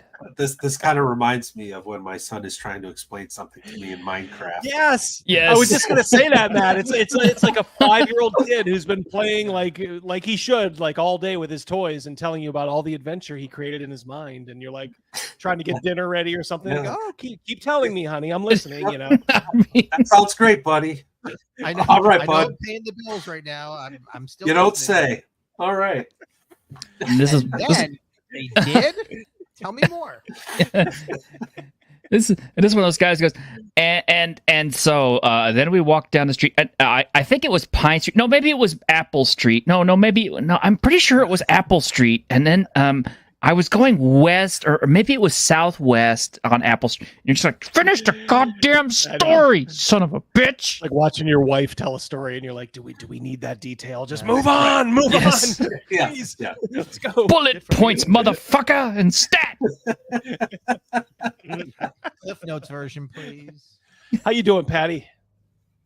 I'm doing swell, better now. I was like mad dashing home. You should have seen me. I was flipping through my own real life deck of many triggers trying to get through here, like swatting thoughts to my left and troons to my right. You know, I got so many triggers going on right now. Patty, If you were in the video driving that minivan, we saw you race past Garibay. Yeah, that was you. Well, wasn't it? you know, I had to check on him and make sure he was okay. Patty, I love you. So you know I'm fucking with you when I say. So I'm guessing you've been having a real pain in the neck with this shit all day. Dude, you wouldn't believe. I got a real lump in my throat over launch day, guys. Oh, I bet. Kind of makes you gag a little. Yeah. Well, we're glad they kind of know what's going on with you. Yeah, And, we are. You know, they have a good plan of attack, so I'm sure you're in good hands, Patty. But you know, we've been praying for you. So Thank you very much. Yeah, it was I think it was the last week, right when I said goodbye. I was about to log off and I heard you say, "We're praying for you." And I'm like, well, that doesn't give a whole lot of people context. Why are we praying for Patty? Well, you know, he's Patty, he's Irish, he's got problems. Yeah. But we don't say hard R here. Habitual drunkard, yes. hope he gets his act together. Potatoes and Guinness. Potatoes and Guinness. Yeah, so anyway, so all right, well let's continue the carnage, shall we? The ship goes into full, laser array attack and torpedo attack on the Enterprise NX-01, which returns fire, right? And then sends. Gotta make sure he gets that NX-01 in there, so you know. Still near Jupiter. Sorry. He's a stickler for the NX-01, but doesn't bother like telling anybody who these people are. Yeah. Not captain, the engineer, the Enterprise, NC, whatever it is. Yeah. Not the D or the F. It's the NX-01. So autistic. And then they're actually in high orbit around Jupiter. Hits the Ferengi ship, and the Ferengi ship hurtles into Jupiter's orbit, where there's. He's even putting himself to sleep there. Like wipe the sleep from his eyes. He's by the woods now. This isn't his route. I know. Where's he going? Oh man. Gonna Blair Witch this thing up pretty soon. Tons of rock and debris. Actually, it's a gas giant, but there were the area. Gotta get that detail right. Looking for those Frangela spheres, and it's one of the moons of Jupiter, and there's a whole bunch of debris. And so immediately, another away mission kicks off, where the Ferengi ship has been. Not another away mission. Oh no! What are we up to now? 3 or 0? I can't remember. You know, my science and physics isn't necessarily top tier or anything like that. But if you've got a ship that's plummeting into Jupiter's orbit, it's like if the orbit decays, like Jupiter's got like one of the strongest gravitational fields in our solar system. So it's like, wouldn't it crush the shit out of a ship that fell into its gravity? It's a failed star, essentially. Yeah. So yeah, it's got a little bit of a pull to it. Yeah. Much like Scott. Defeated, and it is hurtling down. Well, he's the only thing sucking in this universe. One of Jupiter's moons, and so security crewman Archibald. He's trying to remember. Takes a runabout with See his Tucker, eyes go up. Right, they take two shuttles. Well, he's delivering to like an Amish guy or something. His cards are on the ceiling. This is way out there. It's not central Philadelphia. Oh, You received Lord. the order by carrier pigeon.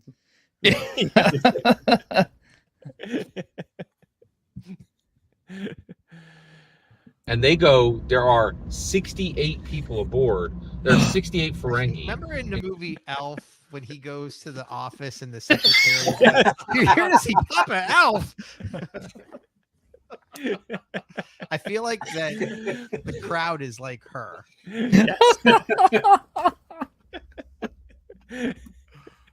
Including men, women, and children aboard the Ferengi ship, right? How many Because it's children not on there, a military Scott? You've got all this shit emergency, memorized. You right? might as well tell us. And they're very advanced, right? So right now, at this point, Starfleet is not including entire families on ships. The first time that really happens is when it happens on Just make it up. Don't leave us hanging now, buddy. We're waiting. He's desperately trying to remember this because it's such a crucial detail to the story.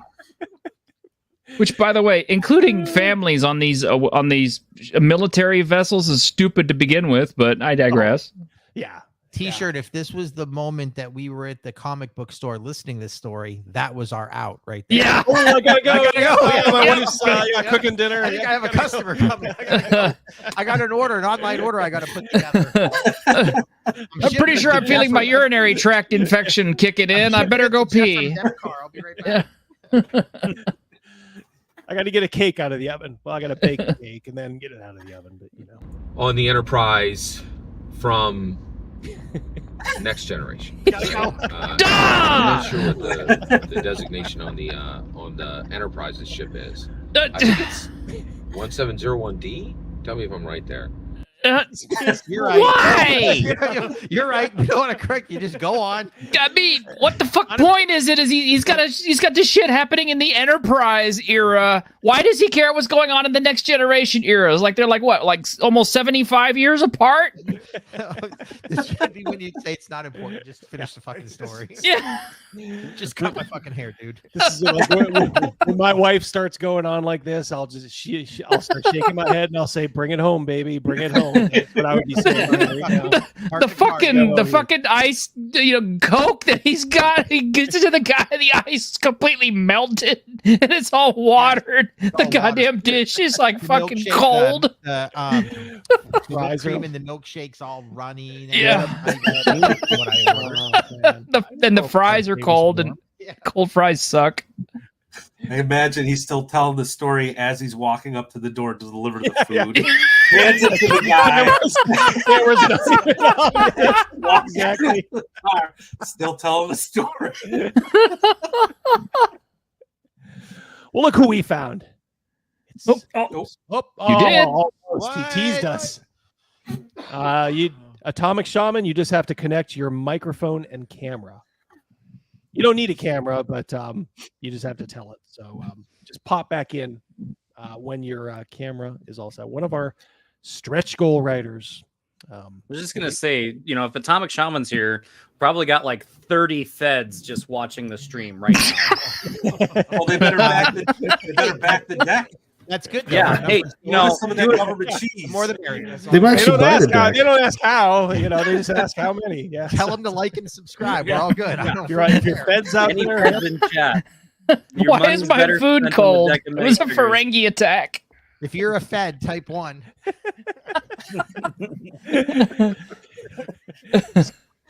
How you doing, Atomic Shaman? Oh, good. I was like, "Where's this stream at?" I'm like, "Oh, here's the link." You paid attention. Yeah. You get the bonus points. Thank you for dropping in us. Do you know Scott Garibay? No, I'm not familiar with him. No, he is a D&D YouTuber who has just some crazy videos. Crazy. But we are looking at one right now where he is trying to describe his Star Trek campaign. So, Shaman, he's like cryptid. He's like a D&D cryptid. Oh, okay. Yeah, Scott Garibay is. We know he Is he the reason why people go missing in the parks? Him in real life. Oh. Yeah, that's how he gets his campaign players. Yes. Park abduction. Player one at a time. Excuse me, sir. Would you like to join my exciting game of Star Trek? They're all just games of one-offs because that's all that these characters are. That's all they last. Yeah. Run another one-off next week. I'll be at Scott Park next week. I'm so excited. We actually got to part 2 of this game. All right, let's see if he can bring it home here. We still got maybe 15%, 20%. All right. So at this point, Tucker and security crewman Archibald, the player character, need to rescue these 68 Ferengi. they actually take the runabouts and literally dock up with the ship, and then try to get in as many people as they can. They literally dock up with the ship, as it like they literally dock up, like what? As opposed to figuratively. Yeah, as opposed to figuratively docking up with the ship. We docked up with them, but only in the ethereal plane. Yeah, these little glory holes in the hull. Yeah, we docked up. That's a different kind of docking diversity. Docking or dogging? Docking. Because they're able to save. Actually, it's debatable whether it's that. Does or this not. mean that Ferengi They are has, able to save foreskins? If they can yes, that's docking. His he's turning left into the woods, which means he's almost at his destination. Oh boy. He's probably going to introduce us to his slayers. Yeah. Exactly. He gives us Avenger. Surprise, motherfuckers. I'm delivering dinner to my only player. Let me untie him here. Take the gag out. Can you imagine? What's that? I was about to say, could you imagine a game between him and Venger? Oh my god. Oh man. That should be like a stretch goal for this. Yes. Actually, I do believe Venger is one of the stretch goal writers too on this. Yeah. That is correct. We could send Scott a ticket to VengerCon next year. Oh my lord. Wouldn't that be No, because then he'll just videotape him talking the entire drive, and we don't have time for an EFAP that long. Oh god. Oh my god. Could you imagine where he is, like Philly, like that's Philly like to Wisconsin. Philly to that's 18 hours. Yeah. In the car with. You might actually Scott. be able to describe everything that I need to know about Star Trek for me to really follow along with what he's saying. And then I do snake oil. In season 1, episode 2, here's what happens. Yeah. So Snake Oil Sean, $2. You do know where the term Mary Sue came from? I do. It was a piece of Star Trek fiction. Yes. Yeah, a amateur writer put in a self-insert. Is Garibay better at 2-deck speed? Ooh. Yeah, that's a good point. And we like to bask in his glory. So we'll share. This is shared punishment for everybody. Thank you, by the way, Snake Oil Sean. This very soon. This should be a trigger card right here. It's like, it's the Garibay card.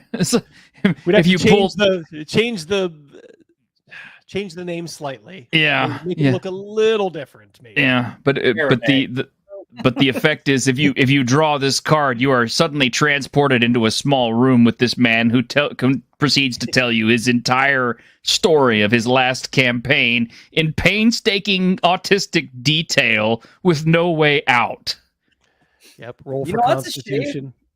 Did Double D, did you tell him about the idea that we had for the $500 buy-in? Oh yeah. So I don't know. I don't know if that's still on the table. Go ahead. Yeah, we weren't able to do it, but there was an idea that we had where it's like $500, you get your deck, but you also get to input a card. And I'm just, you kind of like wonder there's like a 7+1 if you're familiar with Steven Crowder. There's a 7+1 of user inverted cards, and the J. Scott Garibay card would be great. Ooh. And this is funny. Cal Vanoni says, I may need to prime my minis and myself. I was like, Cal, if we sit through another Garibay video, you'll have your entire army painted. Ooh, I need to be painting some dwarves, actually. All right, Patrick Timo, $5. I would pay $100 to see a Garibay video where he delivers to Avenger, gets him to say, "Surprise, motherfuckers!" Oh man, that would be the ultimate, Patrick. Yeah, that would be great. They're in cahoots together. All right, this is almost done. But they lose. They're able to save 24 Ferengi, but they actually lose. He's like, "Is this it?" A total of I can't read 44 Ferengi die, which is very, very sad. Yeah. So very That's sad. so sad. So very sad. That sounds very anti-Semitic. Surprising and shocking. And, Still but they are able to save 24, but 44. But first contact ends with 44 Ferengi dying, right? And that's where we're going to cut it off for covering this because I'm at my house right now. episode of Star Trek Adventures Warp Onyx, the Star Trek tale that me and the Gold Player are telling. Thank you very much for letting me share this story with you. Every single word you just heard is my humble opinion on the best parts of Star Trek Adventure and Warp Onyx. He says we're letting him. Let me know in the comments. Please consider like subscribing and have a What if they didn't let him? I mean, I kind of felt like a hostage. I think the person next to him when he parked his vehicle was afraid to get out of their vehicle. Or they were watching it. See, they had their phone on a mount. That might have been who the order was for. You could tell when he was getting close to his destination, the way that he turned into that road, and then the way he was looking off to the side because he was looking for an address and he couldn't find the address. He pulled up to that car. The person in that car rubbed their hands together as if to say, thank God my fucking food is here, because I've been watching it on my phone mount the whole time, watching this guy drive. We really need to make a meme where it's Garibay, you know, that one from that Netflix show where it's the guy, he's looking out the car like, what the hell, while there's the girl driving by and she's like, what the hell? Yes. We need to make one where it's Venger, because Venger does the car videos too, where they're just looking at each other as they're passing. That'd be great. Like the Burger King and the McDonald one. Yeah, and then like they both have to have their phones on the mount so that way you could see like, oh, I'm vlogging too. All right. So 1 second here. Let me see. I like how when he knew that he was almost at his destination for his DoorDash, he sped the story up. Yeah. Oh, and by the way, 68 people died. Yeah, 44 Frankie died. Anyway, it was a real tragedy. Yeah. Boom. Pour one out for him, please. Who didn't rate this 5 stars? I think you have to be like logged in, maybe. Probably have to be logged in and to see. But yeah, there it is, peeps.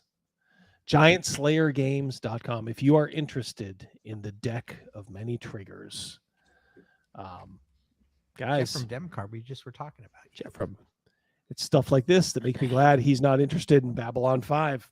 I feel like watching an episode of Star Trek Discovery would be less painful. Oh God, Ooh, I don't know about that. We should put that on like the pain scale. Okay, how painful is this? J. Scott Garibay video, Star Trek Discovery episode, or urinary tract infection? Yeah. Garibay has rudimentary interest. He does have a little bit of that inside of him. Star Trek Discovery, I don't know. Yeah, so here it is, guys. The deck of many triggers. We showed you earlier. I tell you what. Why don't we'll show the music video again? Yeah. So 'cause some people were late to the show tonight. Here's the video for you. Yeah. All right. So hold on. I want to present it so we can kind of like talk it and stop if we have to. Because if I do it the way we did when we came in, I would have to. So you're going to EFAP your own video. That's right. That's right. All right, so we'll stop that. All right, and just let me grab this. You guys can talk amongst yourself for a moment if you so desire. There it is right there, buddy. Yep. You want triggers? We got triggers. We got triggers out the ass. We got triggers that would make Palmetto State Armory jealous. There it is. Before you hit that, let's hit this. You got it. Patrick Demo, $2. Garibay has truly gone where no man has gone before. Yeah, to the funny farm. You know what's funny is when Thank you, Patrick. when we'd be playing like Star Trek, and I didn't know that it said to boldly go where no man has gone before. I always thought it said to boldly go, and I'm like, who's boldly? Who's Does that B4? Does that B stand for Braunstein? I'm sorry. We'll maybe talk about that after we play the video a little bit. Okay. We'll Okay. forget what people are saying about that whole kerfuffle from last week. But thank you again, Patrick, for the $2. Much appreciated. All you guys that have super chatted or given away memberships. Thank you. It's noted. Yes. Thank you. Also, consider supporting the Deck of Many Triggers. So this is the video in case some of you guys missed it on the lead-in. Miguel from the Red Room worked on this. He is an AI master. He did not only the song, but the video that goes with it. So think about some of those cards we were showing and see if you can kind of think in your mind like, oh, in the song, he's talking about that card. Well, I walked into a game store looking for some fun, but the deck I found nearly made me turn and run. Cards full of chaos, mayhem, and dismay, singing, hey, diddle, diddle, your game's going astray. It's a deck of many triggers, oh, it ain't for the faint of heart. Draw a card, lose your mind, watch your whole world fall apart. From gore to quirks to curses, it'll shake up your campaign. The deck of many triggers gonna drive you insane. Drew a Get a card. girl. What's that? How'd they get a girl? That is all AI. This is That was all AI generated. That was an AI generated woman. know, but how'd they 100% get a girl at AI. the table, Yeah, right? yeah. Right. That's how you Suddenly can I tell. quadrupled in size. Now I'm huffing and I'm puffing, can barely open my And eyes. found My a arm is timeline busted. where we actually made the Deck of Many Triggers like a year ago. And that's where this footage came from. That's how you know it's fake, or that's how you know it's real, because the women in there are totally There you go. alternate dimension. I like how Adino the Insight says Klingon paint sticks are still less painful than watching that. I'm kind of like, yeah, I could like stick a Klingon paint stick at the tip of my penis and it would probably hurt less. Ooh, ouch. I still love that the instructions were kind of a Toby Keith. You know, we're launching this on 9/11, so let's get like a Toby Keith guy talking about the Deck of Many Triggers. It open, my sword feels like a toothpick. This ain't nobody positive, it's just plain old mean trick. It's a deck of many triggers, oh, it ain't for the faint of heart. You really missed like the flashing lights trigger warning. Yeah. Beginning of this music. It's not fast enough to cause a seizure. About to say, have an epileptic fit right here. It works on many levels. Yeah. Triggering. Card, lose your mind, watch your whole world fall apart.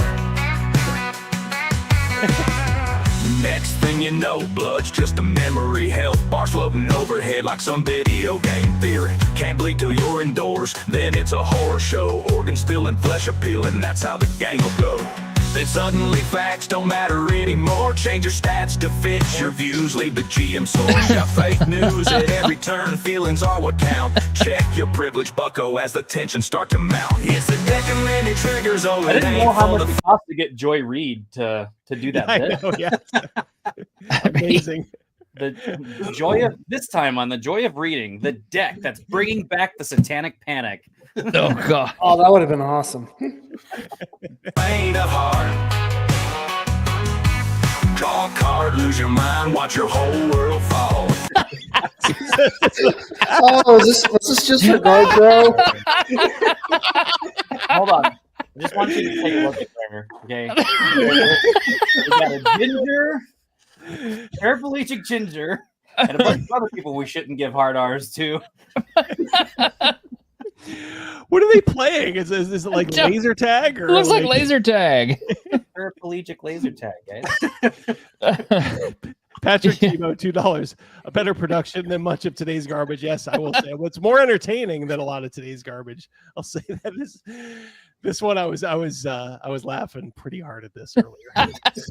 All these brothers. Look at the wheel on that wheelchair of the ginger one. It's like all Wonky.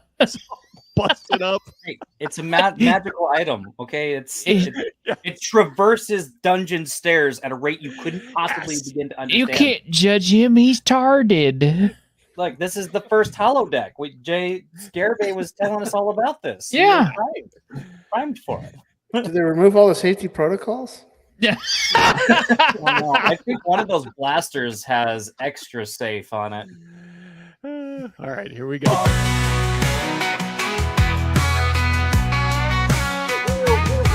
Oh, now I can't touch no one, kept 6 feet away. Can't shake, can't high five on this cursed game day. And don't get me started on giving away all my loot, leaving me with empty pockets, no chance for pursuit. Some effects are so spicy they might clear out the room. Talking about identity, privilege, and doom. But we're here. Hello, Jerk! Jerk strike! One thing I love about AI, they can't quite get all the details. No. What does that say? Jack Sartre? Something like that. S-A-T-R-E? It's Jack Sater, as in the satyr that was responsible for the ad campaign for the highly lauded Men, the RPG, the manly RPG. Oh, yeah. They're protesting this year. I love Jair. To roll some dice and slay a dragon or two. Not argue about real life, that ain't what we came to do. This deck's got more triggers than a gun show in Texas, stirring up more trouble than a tornado in Kansas. That does not look like Kansas. No. Was that Metropolis? Yes. Look like it. From PC culture to Gorgalore, it's one wild ride. Better buckle up, partners, and take it all in stride.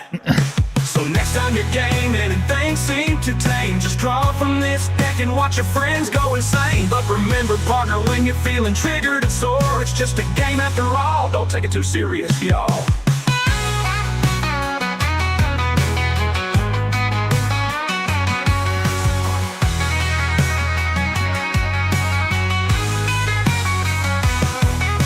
Next time you're gaming and things seem too tame, just draw from this deck and watch your friends go insane.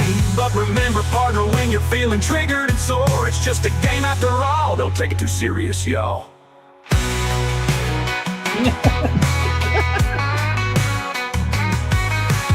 He looks like he's gonna have a heart attack. He's gonna pop his Golden Corral. Save my last song, motherfucker. He's just kind of like, everybody thinks he's into the music. It's like, no, these are the last steps of a dying man. Well, the poor guy. I mean, think about how bad the venue is. He's got to play in a game store. That's his. Exactly. I mean, you really hit hard times when you have to play the game store. Not even sold out. Yeah. You got to afford all that denim one way or another. Yeah. So much denim. Denim armor. Remember, guys, paid him in interested, Funko Pops. link in the description. Link in the description. If you wish to support us, if you want to get those stretch goals written by T-Shirted and Atomic Shaman, let's step up over the next couple months. Spread the word too. If you guys do, you'll might have to do a little work. Like I said, we couldn't afford to use Kickstarter or IGG, so just copy the link. Just say, hey, check this out. You guys may find this amusing. Card idea, says Jeff from Denkar, for 5 Canadian. Hungry Haitians, all familiar animal companions and mounts are suddenly being attacked by a crazed warlord known as Barbecue. Yeah, and his crew. Good pull there. Yeah. Barbecue from Haiti. Yeah. Whatever. He's also a Freemason. Did you know that? Oh, really? Yeah, Freemasonry and voodoo somehow like intermingle in the country of Haiti. Is he still alive? Positions of power, a member of one or the other. My dad was a member of the. No, never mind. Probably shouldn't say that on the air. Yeah. your throat cut. Yeah. Sorry, son. Don't know about any secrets there. No. My dad was he was a Mason. Yeah, mine was too. Actually, that's what Our buddy's a Mason. Yep, one of our friends is a Mason. Will not spill the beans as to what they have to do. I've seen some of those. Like he never talks about it. Yeah, no. It's kind of one of those. If you know, you know. Yeah. They tell them too. I guess that's the one thing. Don't you dare tell anybody. Oh well. All right, so I gotta. Other things we can't tell people about. You can't give away all the secrets to the deck, but I'll tell you what, one of the hardest things about working on this project was stop coming up with cards, because to this day, like I still have like notebooks of like really funny stuff that I'm like, there's no room now. That was my problem. There's another card idea right there. I didn't even think about it. So Epstein.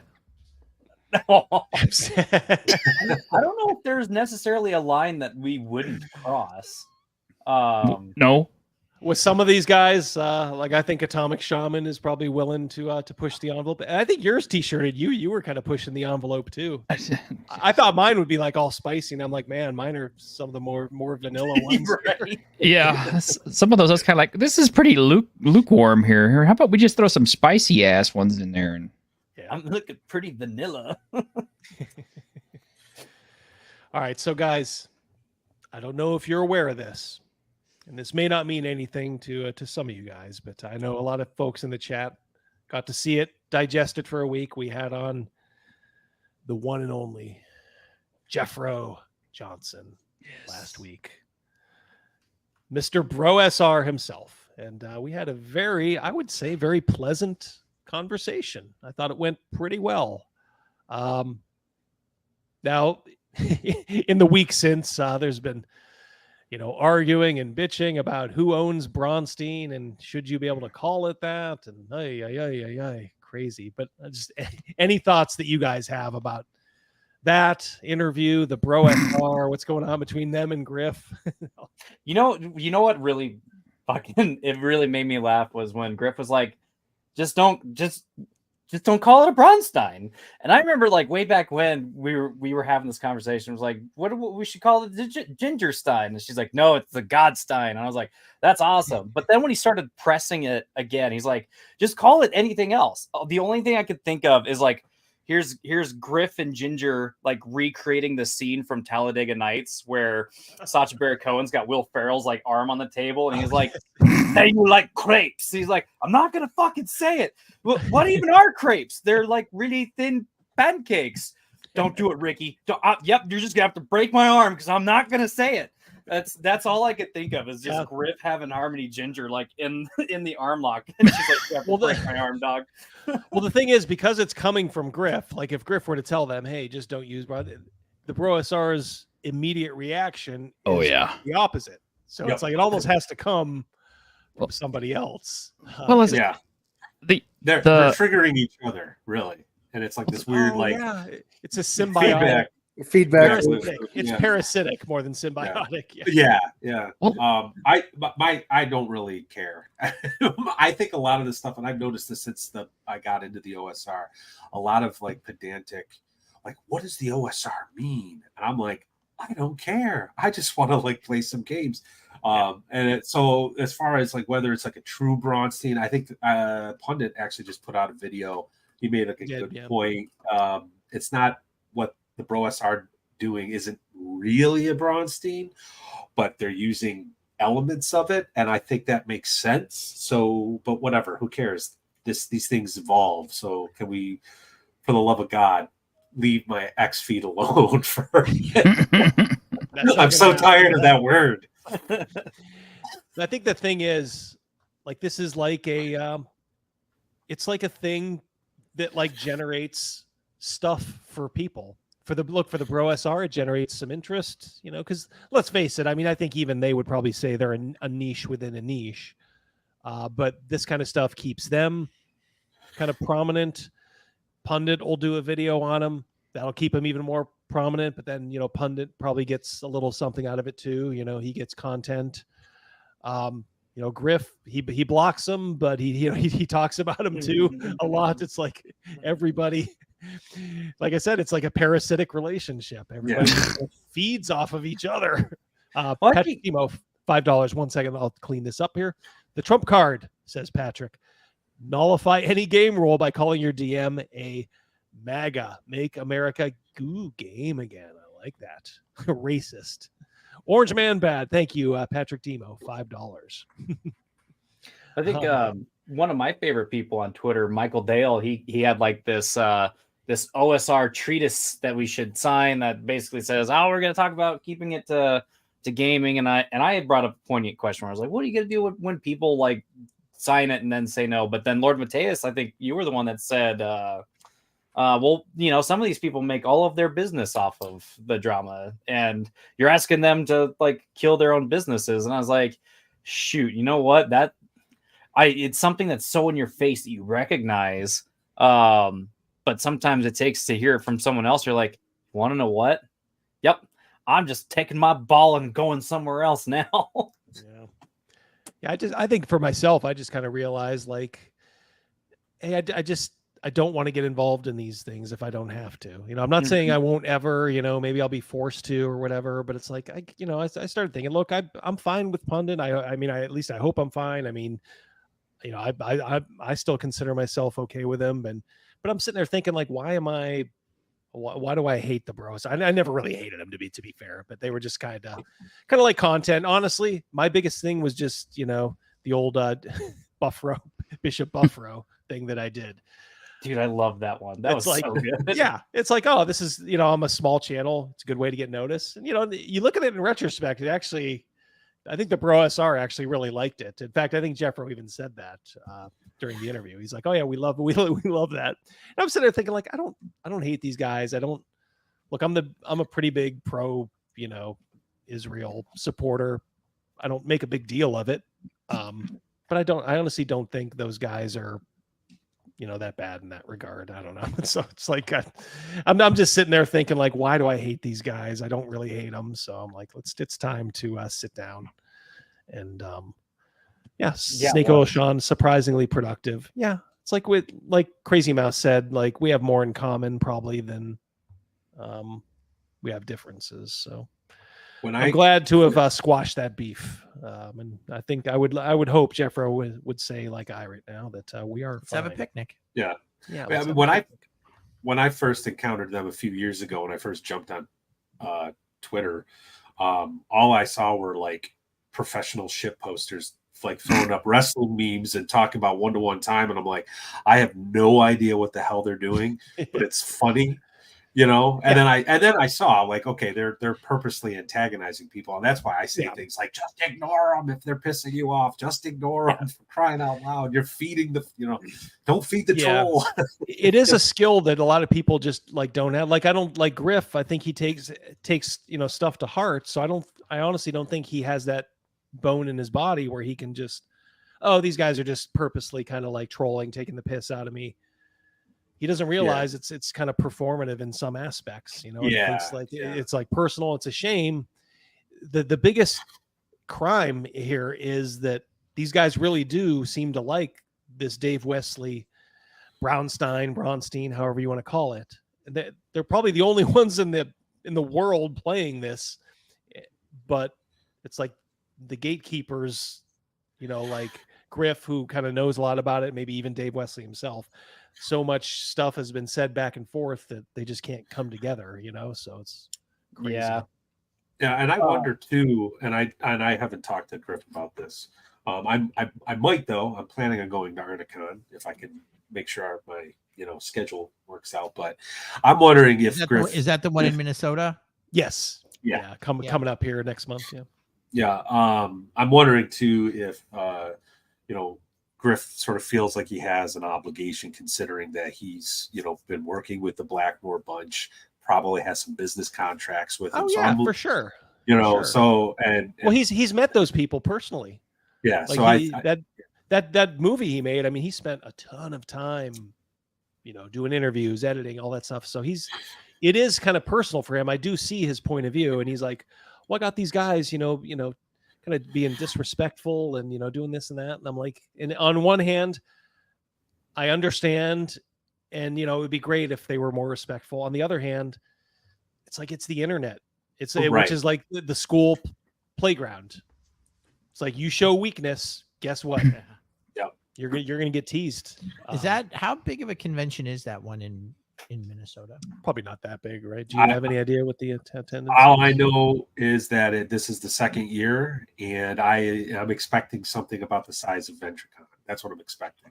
Okay, but I'm going because Dave Wesley's going to run his Braunstein, right? I'm going because Rob Kutz is going to be there, and he's going to be unveiling his latest adventure. On a personal story. I had an opportunity to see Nirvana, and I said, I'll catch him next year. Then he shot himself.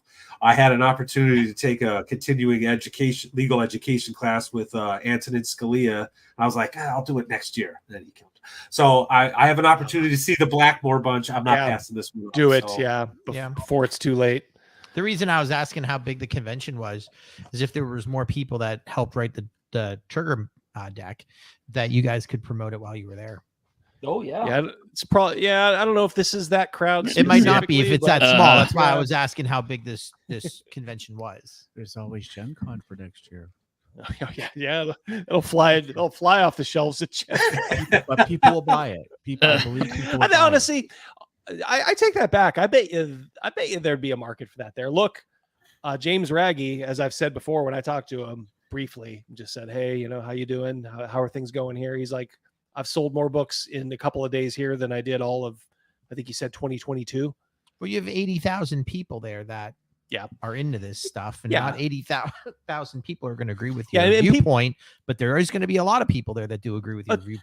That's a good point, Crazy Mouse. Yeah, because like on our side, we sometimes tend to think like, oh, the world is always against us, and I would say the deck is kind of stacked against us a little bit, but trust me, there's a lot of normies at Gen Con. Yeah, absolutely. There's a lot of normies. I honestly, I saw some colored hair here and there. I didn't see one, Kamala or Joe Biden thing, for president. Like it was just gamers. And yeah, I bet a lot of them were, kind of leftists and all that stuff. But in the same respect, look, if they're just there to game and you're there to game, isn't that what we always say we want? Yeah. I mean, like, it's kind of like it goes back to the whole Shadow Dark thing with Kelsey. It's like, we want creators who keep their mouths shut about their politics and just make games. Isn't that what we always want? Yeah. So now we're trying to like dig in and purposely make problems. It's like, guys, just you got to know when to just take the W and ease off. Sometimes we have to say to our youngest, Sophia Mouse, will you just accept yes as an answer sometimes? What are you still bickering about? We already agreed to it. Yeah, yes, you already won. Yeah. Don't talk yourself into a loss. There you go. If any of you guys are in Michigan, Big Geek Con is in Saginaw on the 20th to 22nd. There you go. Travis says it's in his backyard. Oh, really? Yeah. Wow. You guys should get together. Yeah. Practically. I'm sorry, practically. not Travis. I apologize. Ironcaster. Oh, Ironcaster. Okay. Yeah. Oh, there you My go. apologies. Yeah. Ironcaster, you guys should get together. I think you will like each other. We got to spend some time with Patrick and his wife. They're very, very nice people. Absolutely. Yeah, it was a real good conversation. Yeah, Rogan and I and Mrs. D, actually. So, oh my Lord, It's like next door. Crazy Mouse is the MVP. Bringing that up, might have just got you two attendees, Patrick. There you go. Yeah, so I don't know. Like I said, the whole Bro SR thing. Yeah, I don't agree with everything they say, or maybe their style, but it's like I don't want to be fighting over this retarded stuff. That's what it comes down to. This is all just so kind of retarded at times, and it's like people just need to move on. And I think if you were raised on the internet early, you understand how to deal with these things like a little bit better. Like if you were involved in flame wars in message boards like Rogan and I, where we were involved in a lot of flame wars back in the day, we got the scars to prove it. Like, Made some friends. Yeah. Make some friends. It's like, you like some people, you hate some people. And sometimes the people you hate, you end up liking. So anyway, that's my thing. I don't want to be one of those like drama tubers who's just kind of always like reporting on drama. Like don't want to do it. There's that double D with the fatherly like advice. Love it. Hey, it's too wholesome. Damn it. I'm passing up on probably a lot of money because people will say they hate drama. I got news for you. People love it. They love it. Yeah. I'll do videos like straight up videos, and they'll do okay. I'm to the point now where they get above the level I want them to get to, but sometimes just barely. But look, I could just kind of shit out WotC, shit art, shit rules videos twice a week, and I bet you my channel would probably like grow very, very steadily. Well, It's they'll like, never I'll- stop giving you that content either. No. So This is true. You can Yes, always The go gift back. that keeps on the gift that keeps on giving. This is true, yeah. And it's like I'm not saying I'll still do that, but it's like I don't want to be like maybe like Jeremy from the Quartering is just three videos a day about just kind of same old stuff, just beating it into the ground. It's like I'm just I like doing YouTube, but I don't like it that much. Speaking of Watsy, have you heard that the people who are buying their brand new 2024 players handbooks, the gold leaf that's on the cover is coming off? Oh no, really? Yes. Surprise. Look, what I am going to say is like when you not buy a problem with the deck of many triggers. Our gold leaf is that's not coming Primo out. product. Perfect. As we we'll keep our fingers crossed. We say That story kind of reminds me of when you're in like 5th grade and you buy a girl a gold necklace from one of those kiosks at the mall, and you come back the next weekend and it's green. Yes, what is this shit you gave me? Now my neck's green. Disco Barbarian, $5. You asked that question either. Yeah, Disco Barbarian, our old friend. Look, we got way more important things to fight against, like magical tacos. Focus fire, people stay disciplined. Yeah, that's always my thing. I kind of came into this like, all right, guys, we know who the enemy is. Oh yeah, ooh, I like that. Yeah, Patty is a very good artist. Yeah, nice nachos. Yeah, it's a skull full of nachos. Yes, this is something I've been working on since before the fucking magic tacos. Okay. Lord Mateus and I have been on this. Well, Mateus before me, but the Nacho SR. Crack open a Nacho beer SR. and get your cheesy fingers all over the minis. We got games to play and monsters to slay. Disco says that could be a heat application issue. It sounds right to me, Disco. Thank you, by the way. Yeah, it sounds correct. Well, these are being printed where? Their books. China. That's where the fun is at. It's China. Yeah, it's China. China. Don't they do the metric system over there? So they got their heat backwards. Probably. Or it's probably some holiday, and they just like put it halfway down and said, "Oh, it's time to go home for." What 3 happened? weeks. Oh shit! Wong just walked. He went out for sweet and sour chicken. Came back. Fucking thing is all gold leaf. Is all bad set. Fucking ship it anyway. Fucking capitalists. Shit Americans. Put it in the box. James gave us her name, and wasn't it like it was a very American name, like Shannon or it's Candace. Oh yeah, Candace. That's what it was. Yeah, Candace is great. She's got an eye. One might say a really focused eye on these details. No one's going to do a better. Trust me when I say no one is going to do a better job at triggering you and your players than James Beardia and friends with the deck of many triggers. Very good. I think they're like those call center people in India. They choose like an American name to kind of relate. Yeah. You know, if you've ever, hello, how are you doing? My name is Bill. And it's like, I'm not sure that's your given name. I used to work in a data entry place that credit card applications.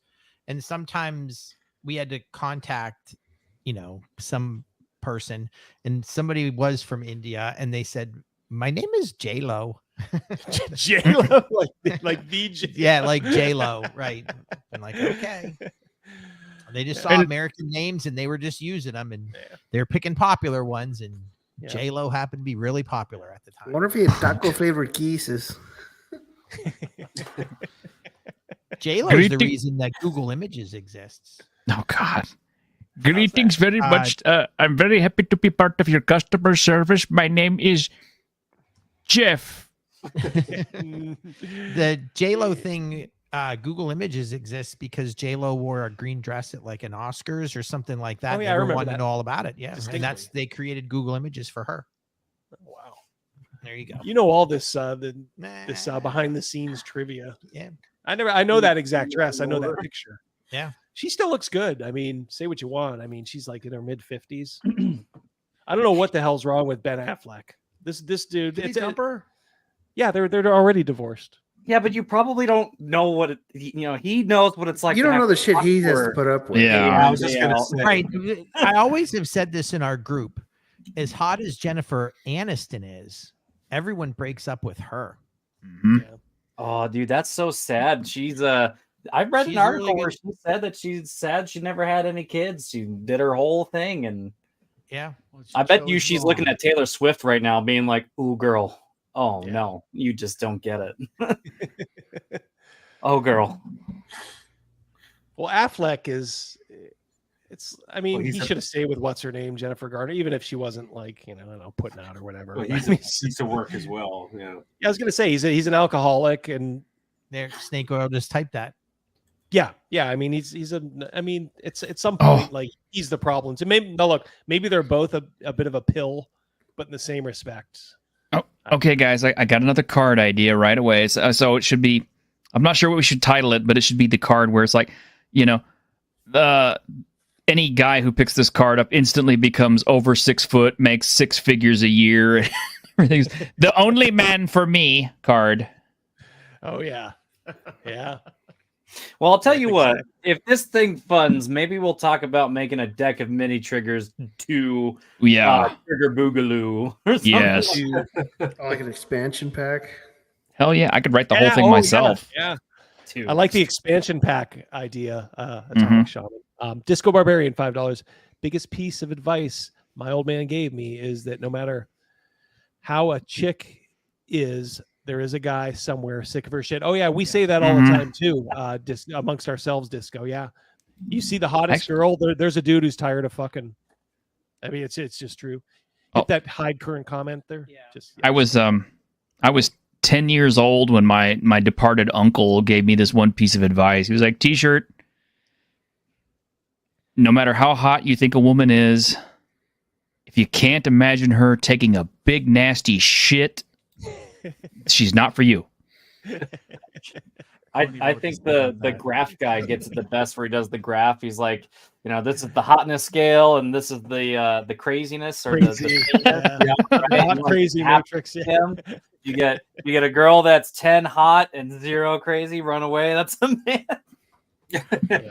My other friend used to call it the she's an 8 or she's a 10 and then she opens her mouth and drops to a 2. Oh. Yeah. Oh yeah. I've seen girls like that before. It's like, man, I want to, but it's like I can't. It's like I couldn't listen to that voice for the next X number of years. It's just, I don't care how hot your body is or whatever. It's just like not gonna happen. Sorry. Bodies fade. Like I could tell you how I got my 10-10 wife, my 10 out of 10 wife that is a legitimate female who plays games with me. You can tell she's in the room listening. Yep. Right. She's got like a She's holding the cue cards. She's right now, like watching the stream. Feeding the lines to him. Birthed me my player group, okay? I got my fighter, my barbarian, and a cleric that's on her way up. So nice. Hey, Atomic Shaman, do you play in a regular game? Yeah, so I'm playing what's it called? Age of Sigmar Soulbound right now. So I have like a meetup. Was it Friday this weekend? Nice. Sweet. That Friday's our game night too. But we're doing like every other week. Right. So that's we can meet up. I think we're 1/3 through our campaign. That's what it feels like because we got a whole bunch of loot all of a sudden. Even though most of the campaign we clear our bosses or some fix certain events, and we weren't getting any kind of loot or drop. So I was kind of wondering, are you supposed to be broke through the whole adventure? Because how are we supposed to like raise money and do stuff? You're supposed to start broke. That gives you a little bit of motivation, but I think eventually you're supposed to run into a little bit of money. So Age of Sigmar, that's kind of like Warhammer Fantasy RPG, right? Sort of. Yeah. So we've been dealing with a lot of Skaven and then like Sneech cultists. Nice. Cool. Does it run off of the Warhammer Fantasy roleplay rules? Yeah. So it does that. I forgot what system we're. It's not Roll20. It's some other thing I can't remember that we log into and play on. Probably Foundry or. That's it. Yeah, it's Foundry. Nice. Yeah, I think if I remember, I think they did an updated rule set earlier, and I heard, of course, people have such fond memories of the original Warhammer Fantasy. I think especially like 2nd edition, if I'm not mistaken. I think there was an update on Discord that'll let you play it on Discord. So I haven't logged on the site, but we didn't mess with that function yet. I have a Nurgle Age of Sigmar army just for the tabletop game. They are beautifully painted. Well, thank you. Yeah. So, Double D, you did a couple of your like army showcase videos. That was sick. Are you gonna do one for your demons, your Nurgle? Probably not, because I think Dang I don't even know if that video cracked 600 views. It's like, look, here's the thing. YouTube. Well, look at it from a different point of view. Double D, 600 people were interested. Yeah, that's true. But not look, quite YouTube will punish you. Like if you guys want to know how to run, like I could tell you how to start a channel. If you want to learn how to run a channel effectively, go talk to Black Lodge Games, because those guys know how to do things, and they have kind of figured out. I mean, I know it too. I'm just kind of choosing maybe not to go in as hard, but YouTube will punish you if you go against, if you start doing things too off the beaten path. I've been punished big time by YouTube. Damn it! Well, I was almost monetized, and I lost my channel, and I moved to Rumble, and then my current channel is shadow banned so hard I can't even upload videos, but I have 0 community strikes. Yeah, I'm starting to wonder if I'm like soft shadow ban, because I keep every week I hear more and more people saying like, hey, I never got the notification. Like I knew to come here, but I never got the notification. Are people getting unsubscribed from you? I've heard a couple of those too, and it's like I don't ever want to be like the paranoid, like YouTube's got it out for, because look, I got over 5,000 subs. I'm such small potatoes. In the same respect, you just wonder, like, if you release or talk about certain kinds of content, does it trigger a secret algorithm and just like, hey, start kind of focusing, not completely burying, but man, some of these videos, like they'll do good for a day, and then after a day they get buried. And it's like these are ones that I lean into, as far as like my core content, You should show be up doing every better. once in a while on my YouTube shorts. Okay. Every once in a while. Well, I do them so infrequently that maybe that's what they want us to do, is to do more shorts. But again, doing shorts on YouTube it's kind of like a devil's bargain. You'll get a couple of cheap follows or the way that subscribers. the algorithm works, I get it. Like videos that maybe I've watched on YouTube Shorts twice, they'll keep sending me stuff from that guy. I'll watch like some gamblers. One of them is named Vegas Matt. But anyway, I'll watch like a Vegas Matt, and then a Bretsky, who's another gambler, and then a Degen Galt, who's another gambler, and then you pop up next, and I'm just like, all right, well, whatever. I mean, it will, like, because you probably have my stuff up a lot, like rewatching streams and all that, so it knows like, oh, you're interested in this guy, so you're like kind of like they're not taking like my views away from people like you. And I honestly don't think they're taking it away from people. I just don't think they're maybe pushing it as hard.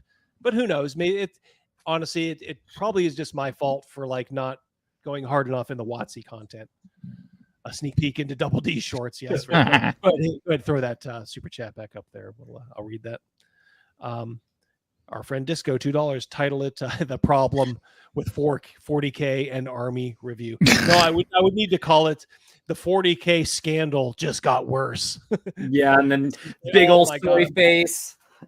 Yeah, she plays the game though. She plays the game. She knows how to play the game. But look, now Professor Dungeon Master is leaning into it. And I know he's just kind of doing it like, haha. But in the same respect, he's going, haha, look at all these views, haha. It's like, really? Do I need to start doing stuff like that? Dance, monkey, dance.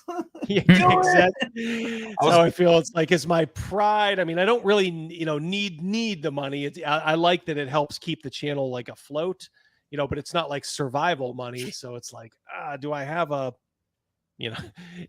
price to be bought at? I don't know. Maybe I do. I was going to mention this earlier when we were first talking about this, but for me, the videos that I do, everything I do in this hobby is for my enjoyment. And the moment it's no longer fun, I'm going to stop doing it. And that's why I'm not too concerned if the algorithm doesn't like me, it doesn't like me. I'm doing it for fun. And there are some people who regularly come to my channel and they'll comment and I'll talk with them. And that's one thing I would love to grow, but I'm not going to dance like a monkey for the algorithm. they will put you in front of your audience if you're consistent. You have to put out videos consistently when you're starting out, and just keep doing it and kind of stick to that kind of material. And YouTube will find your audience for you. Now, what happens after? Who knows? Ooh, Dazzle Beef, $2. Blank. Thank you very much, though. Thank Dazzle you. Beef. Appreciate the donation. Well, Oh, YouTube okay. Your name. will make sure that like Disco Barbarian and like Chris Miller and Mad Scribe, they always, they'll make sure that they come in because they're like, oh yeah, every dollar you spend, we're getting 30 cents of that, baby. Bring it on. Yeah. What you do is okay, get you a green screen, put it up behind you, and just put your background in there of terrain moving past you. Doesn't matter what it is. I mean, it could be hellscape, it could be medieval, it could be like going through a psychedelic acid trip and everything like that, and then film yourself driving. And then tell stories about Star Trek and Dungeon Mastering. I love it. Yeah, I knew there was going to be a payoff there. There you go. Yeah. I should have never doubted you. There you go. That's your secret. About birthright. Yeah. So anyway, there I was going Was it along. the D or the C? I can't remember if it was the D or the C. I personally like getting a lot of the D, particularly in my C, but that's another story for another time. You guys want to talk about Ferengi and docking? Yeah. I would like to dock with a Ferengi, just once, just to say, hey, honey, I tried it once. Yeah, Copenhazer says he unsubbed from the professor for the dishonest title. Don't take it out on him too much, Copenhazer. I mean, I'm certainly not going to tell you what to do, but look, he's just chasing the money. I mean, if you still like his content, I mean, that's fine. But I do understand that because I started to like see these titles. I'm like, oh, is that Dungeons and Discourse? And I'm like, no, wait, that's the professor. I'm like, what the heck is he just doing? because I don't know how it works, but once you get your subscribers to get the monetization level, even if you're not subscribed to that person anymore, but you still watch the videos, they're still getting compensated for the watch, correct? Yeah, Yes. ultimately, yeah. So whether you subscribe to him or not wouldn't matter. Your one going away isn't going to make him not monetized anymore, but still watching the video. He's huge. Yeah. But yeah, I mean, I'm just saying, like, I roll my eyes at it, but I almost don't blame them because look, that's the way the game is set up. Yeah, it also helps if you get comments and likes. So be sure to like and comment on this video. Yep. My man, Atomic Shaman. Yeah. I knew there was a reason I brought you in. Yes, please do. If you can hit the like button, it does help. Does everybody know what Atomic Shaman does? Does everybody in chat know? What does he do? Tell us a little bit about yourself, Atomic Shaman. So I've been doing live stream for about 3 years. I make text to speech videos, so I'll go to 4chan and pull up stuff off of /x/. So anything cryptids, conspiracies, esoteric, shit posting, I'll put up the threads up, in the woods stories, we'll do those. And then like once every 2 weeks, we'll do a live stream and we'll talk about specific topics. And then I'll actually create polls based off these videos and then, get some audience participation in it, see what they think. And then we'll talk about what the audience voted on. We might talk about which cryptid do you want to fuck, and then we put it down. And the audience might vote on it, whether it's the Mothman or... Which one's the least likely to have STDs? Right, because there's guys out there that think they're going to go to the woods and they're going to milk a Wendigo or something like that, even though they're undead. Well... me personally, this is probably why we're like not really liked on YouTube, because we have these discussions that aren't exactly serious in the field of cryptozoology. Well, what you got to remember, but my favorite one would have to be El Chupacabra, because as you may or may not know, El Chupacabra means goat sucker, and anything with sucker as part of its name got to be good in bed. Well, what really hooked me to Atomic Shaman's channel was I hopped into one of the live streams and Conor McGregor was playing. So we do like research and we get 10 mug shotties every week off of Twitter, and we'll get like an AI generated celebrity and we play Smasher Pass. So last weekend we had Zordon from the Power Rangers on. Oh man. And like a few weeks ago, yeah. So it's kind of hard to get like accents and stuff because we tried doing Danny Trejo, like I forgot how long ago, but we couldn't get the accent just right. What's the name of your channel? Is it So Atomic it's Atomic Shaman Sweat Lodge on Rumble. So like I said, we were permanently banned off of YouTube after our second community strike. We actually pissed off a cult in Arizona. We did like a whole expose on them. Oh, really? And I plan on doing follow up, and I will be interviewing some people that had survived and escaped the cult. Wow. Spicy. That's Guys, subscribe over on Rumble, Atomic Shaman Sweat Lodge. Patio, you are on Rumble too, right? That is correct. Every Thursday evening, so I'll be on tomorrow and Sunday morning. And I do a bunch of different stuff. Like I do the art for all of my zines, painting a map for DM Blackwall of Horde Wars fame.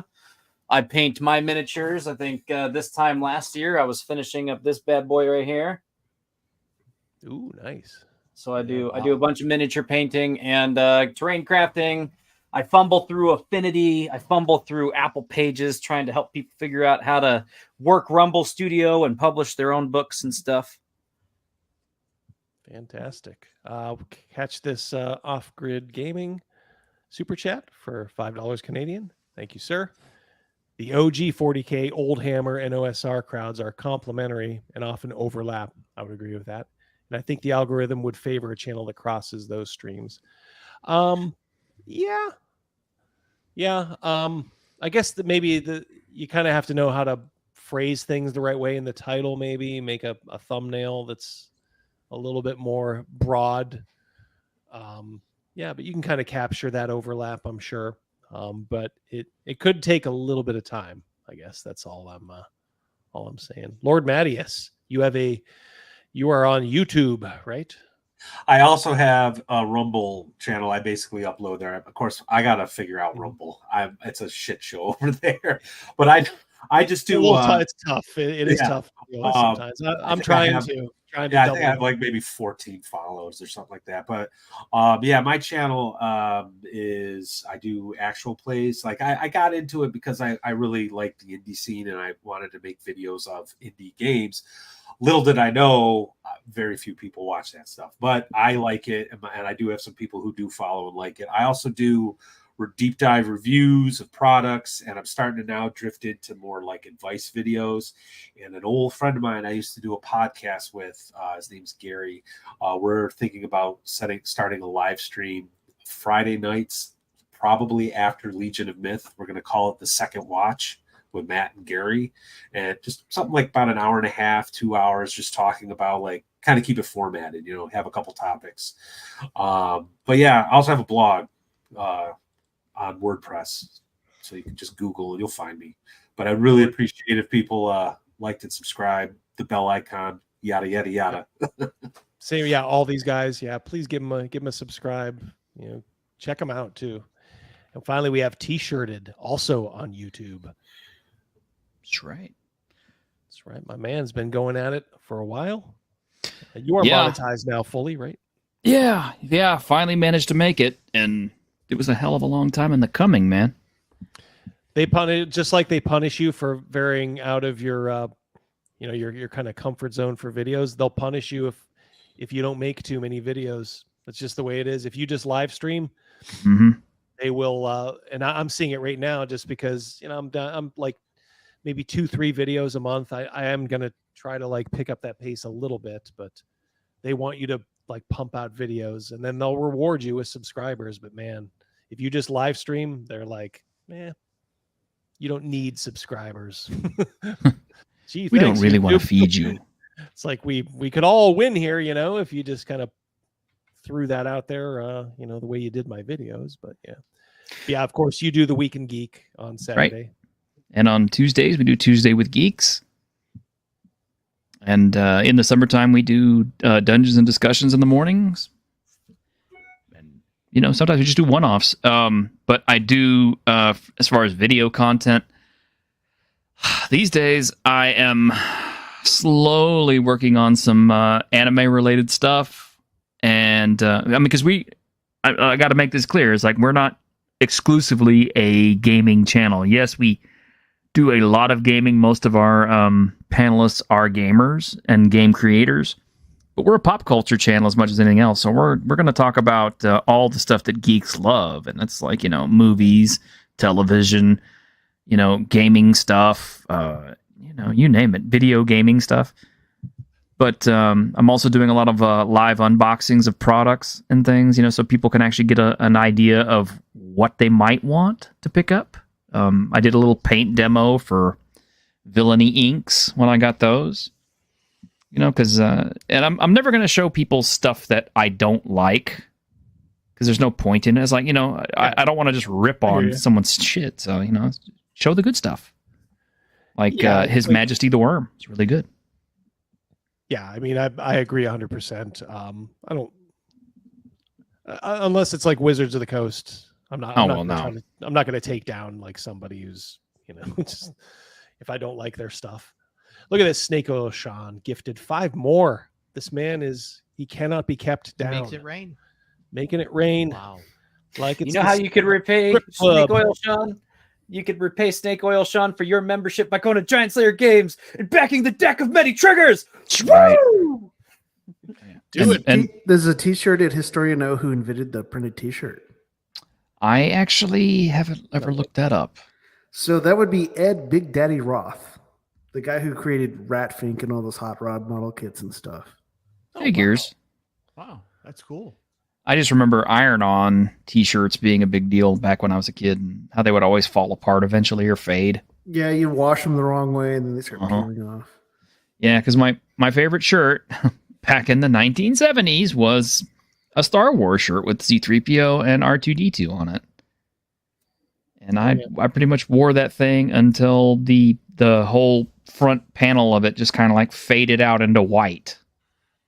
You guys remember those shirts? Now you got to pay extra for that kind of wear and tear. Like, purpose. Like, it's funniest. Yeah. So here's the page, guys. GiantSlayerGames.com. Just, you'll see the big banner there. They're promoting it, you know, heavily on the site.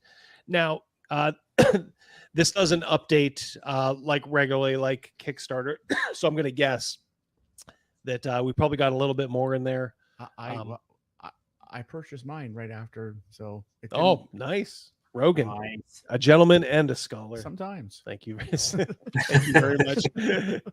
Yeah, this is this could be a very fun gift for yourself. Like I said, I love these cards. I have one I'm going to raffle off here in a moment.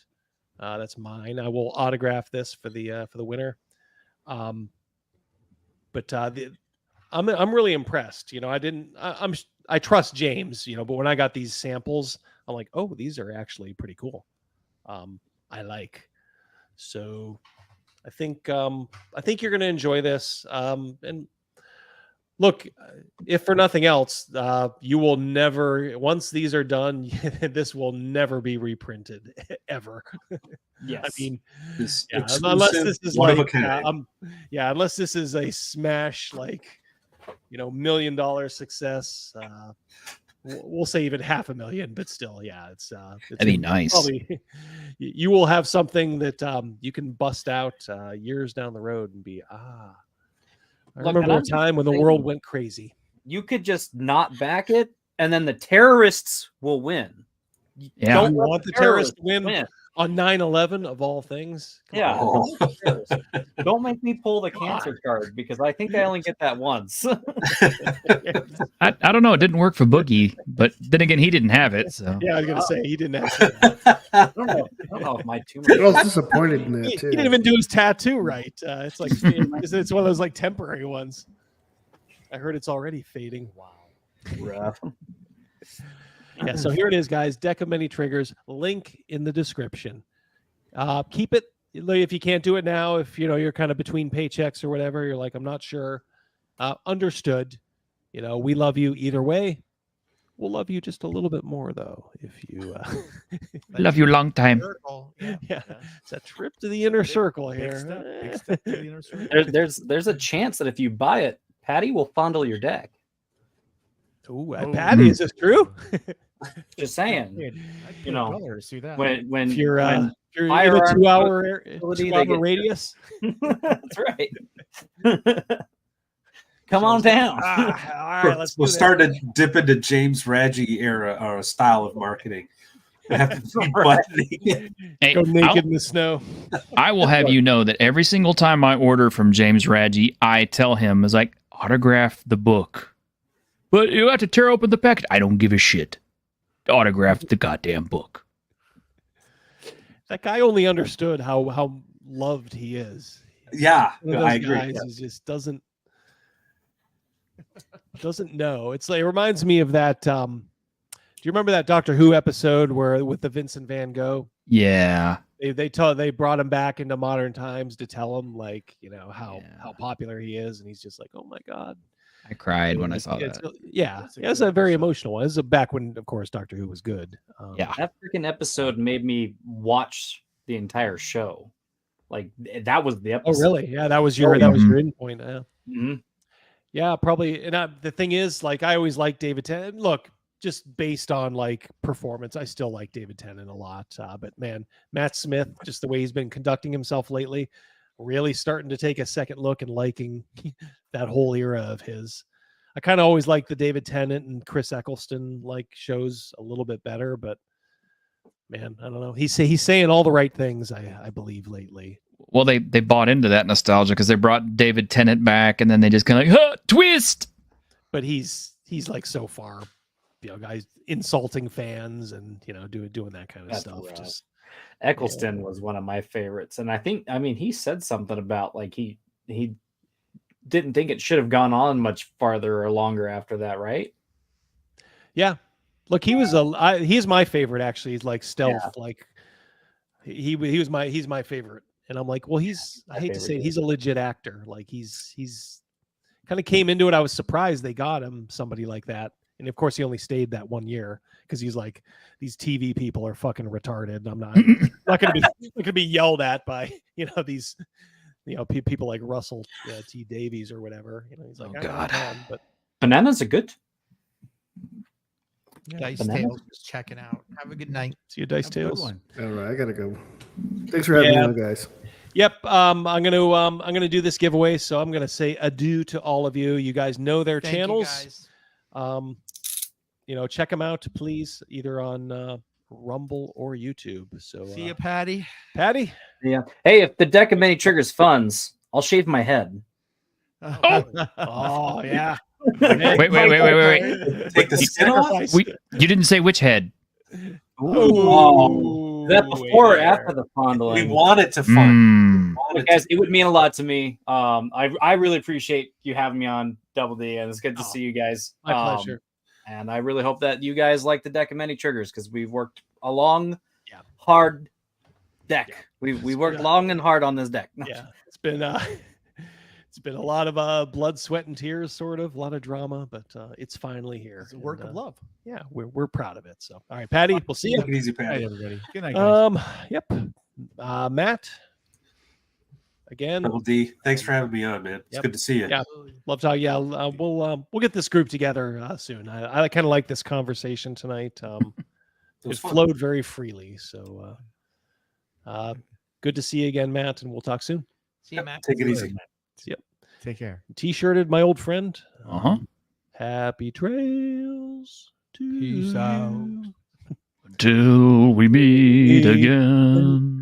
Good to see you. Yeah. If you ever want me to go on Twig, just let me know.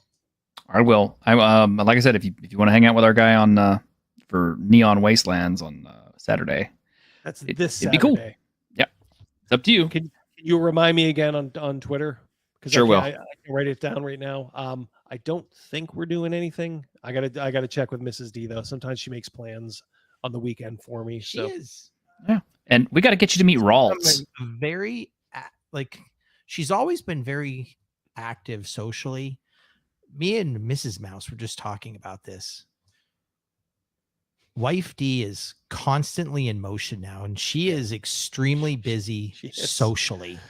Every night, I feel like she has something organizing something like, let's go here. We're going to a concert. Now we're doing this. The next day, I'm doing this. I'm going to a game.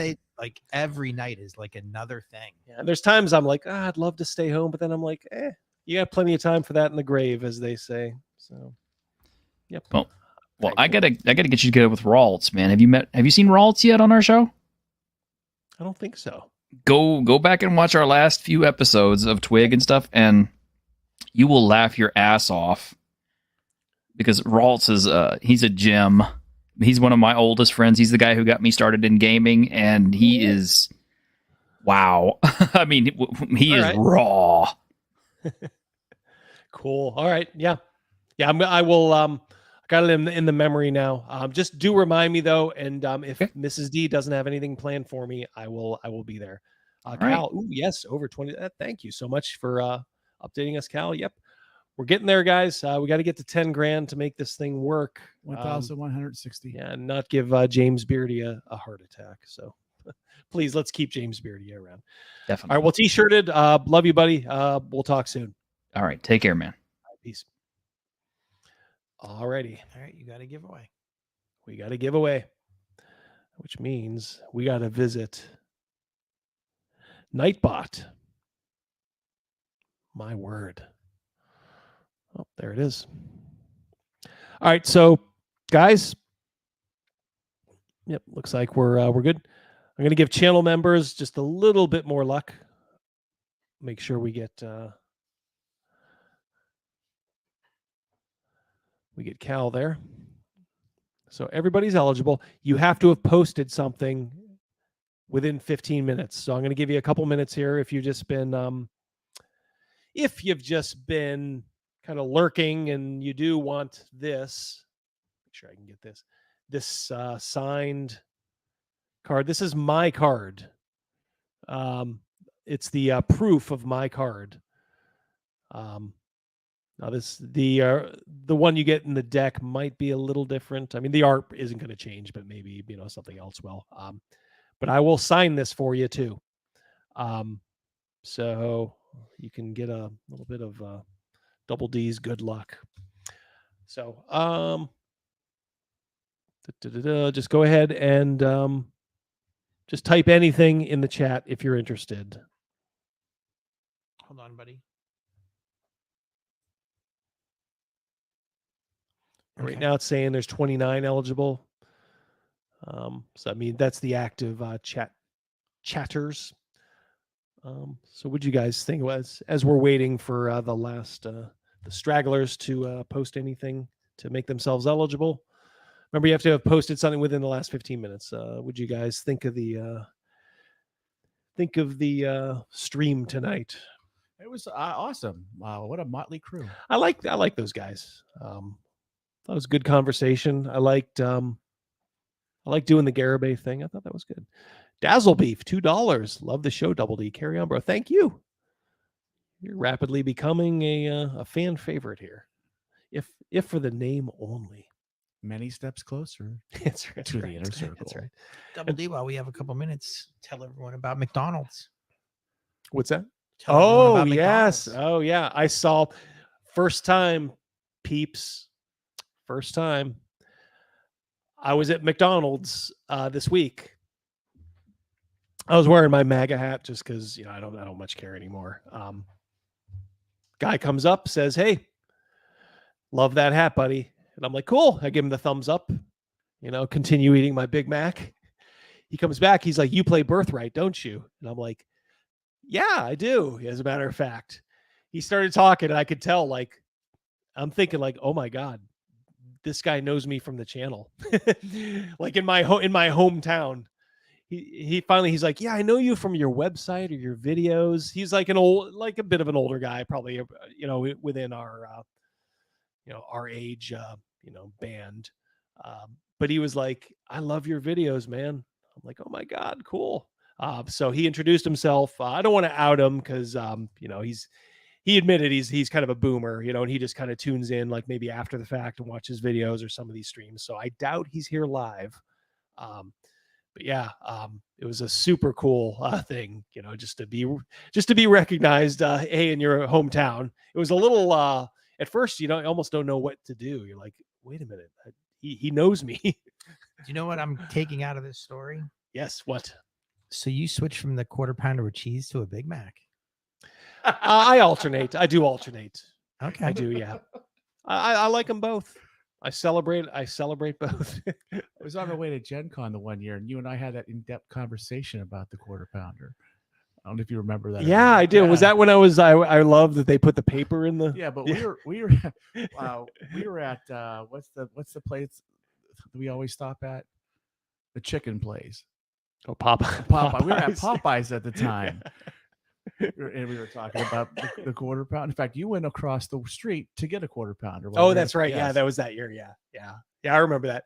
I think that was the same place we stopped this year. That was, I think, it was probably redone, but I think that was the McDonald's of Dr. Caligari. Yes. That I went to, because that Popeyes was right there. We always, for some reason, that must be like we're just kind of drawn there, through the eddies of time and space. We're always drawn to that exit. Yeah. It's never planned. Like, I don't know. If you held a gun to my head and said, what exit is that? I'd be like, I don't know. Right. But we always end up at that exit. Yeah, so it's kind of funny. But yeah, I like them both. What can I say? All right, guys. Last call. We got 30 eligible. We gave you plenty of time. Oh my goodness gracious! Oh my Lord! Holy shit! Oops.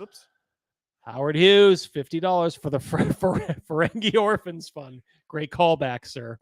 Great show again tonight, gents. Thank you for your time. Well, thank you for your time and your money, sir. Thank you very much. Howard Hughes. Yeah, I like the Ferengi Orphan Fund. So anyway, 44 Ferengi died. I got to go. I got to drop this off. Have a good night. Gee, thanks, Scott. Ferengi Orphan Fund. Okay. Here we go, guys. Nightbot, guide us. Here we go to win an autographed Double D card from the deck of mini triggers.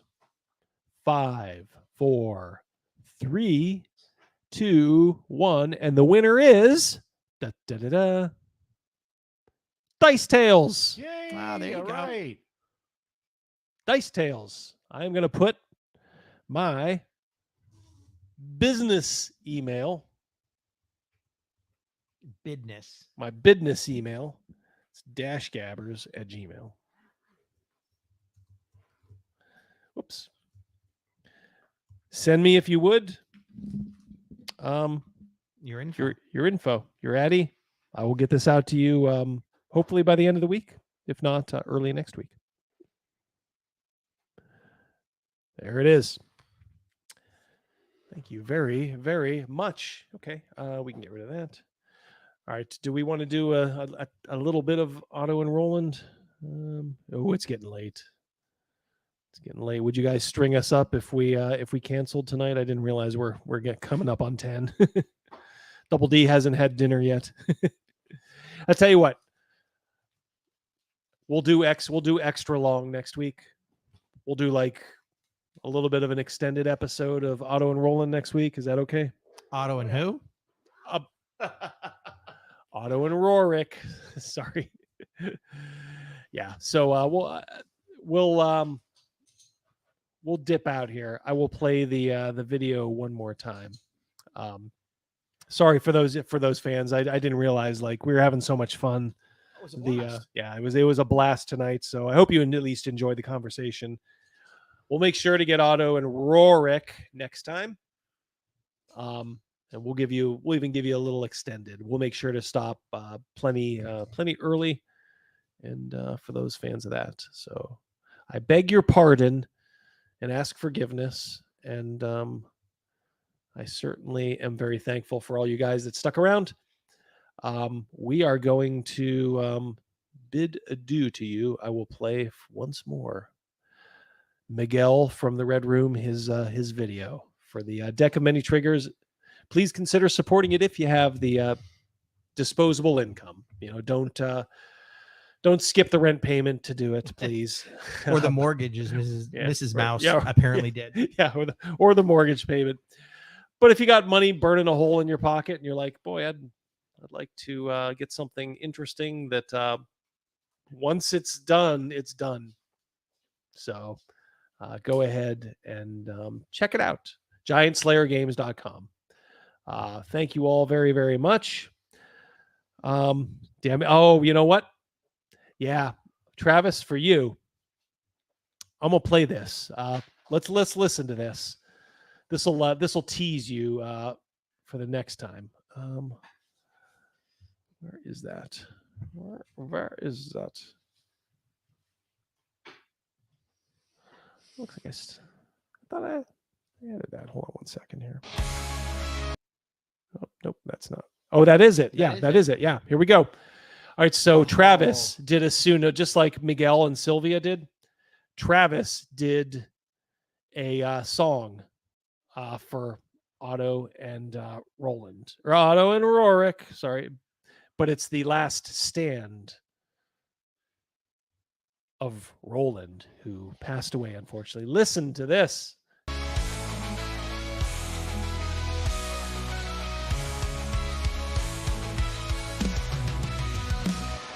No video on this.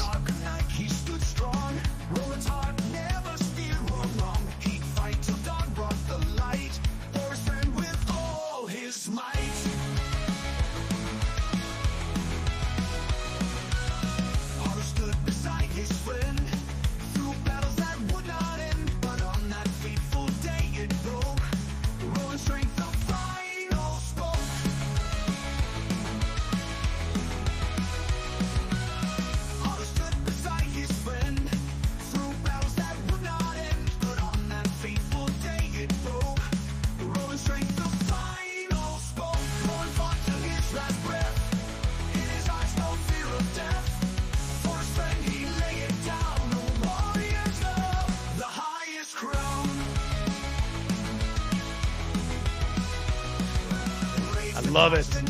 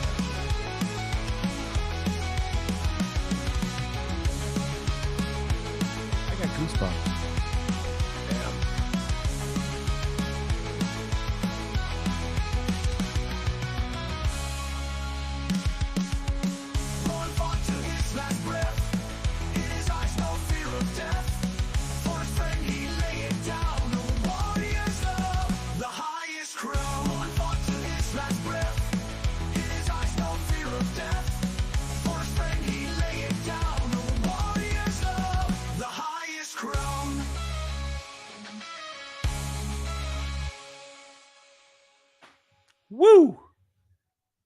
Hold on one second.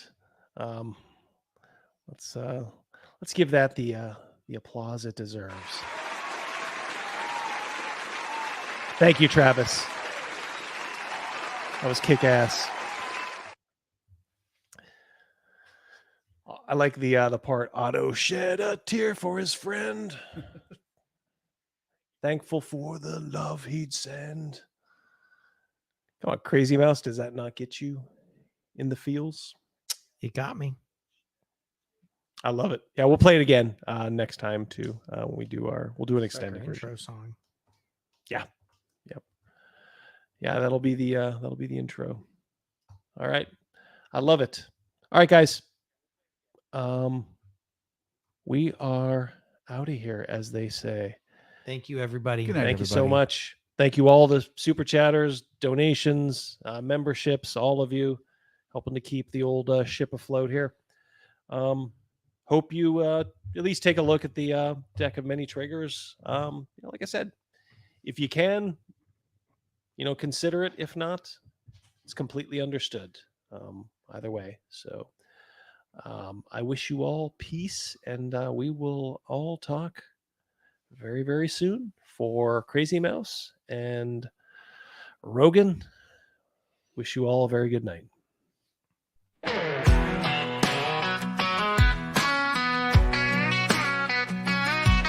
Well, I walked into a game store looking for some fun, but the deck I found nearly made me turn and run.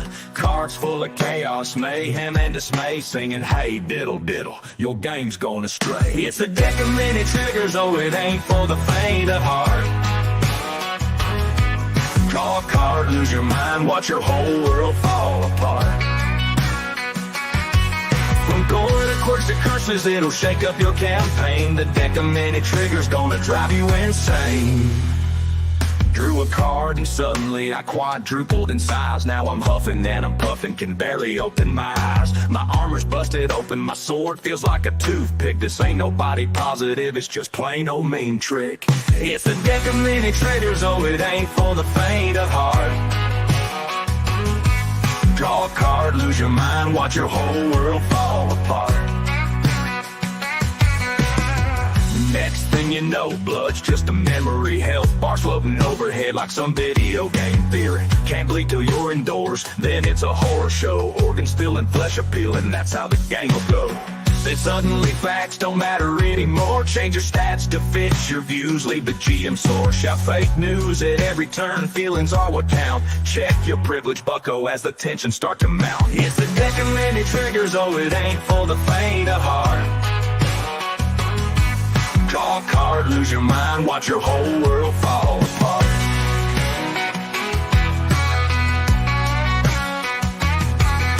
Now I can't touch no one, kept 6 feet away. Can't shake, can't high five on this cursed game day. And don't get me started on giving away all my loot, leaving me with empty pockets, no chance for pursuit. Some effects are so spicy they might clear out the room, talking about identity, privilege, and doom. But we're here to roll some dice and slay a dragon or two, not argue about real life, that ain't what we came to do. This deck's got more triggers than a gun show in Texas, stirring up more trouble than a tornado in Kansas. From PC culture to gore galore, it's one wild ride. Better buckle up, partners, and take it all in stride.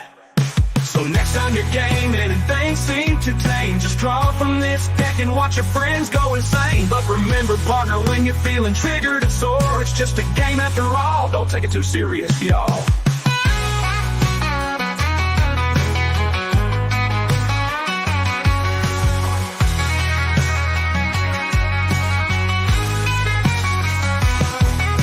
Next time you're gaming and things seem too tame, just draw from this deck and watch your friends go insane. But remember, partner, when you're feeling triggered and sore, it's just a game after all. Don't take it too serious, y'all.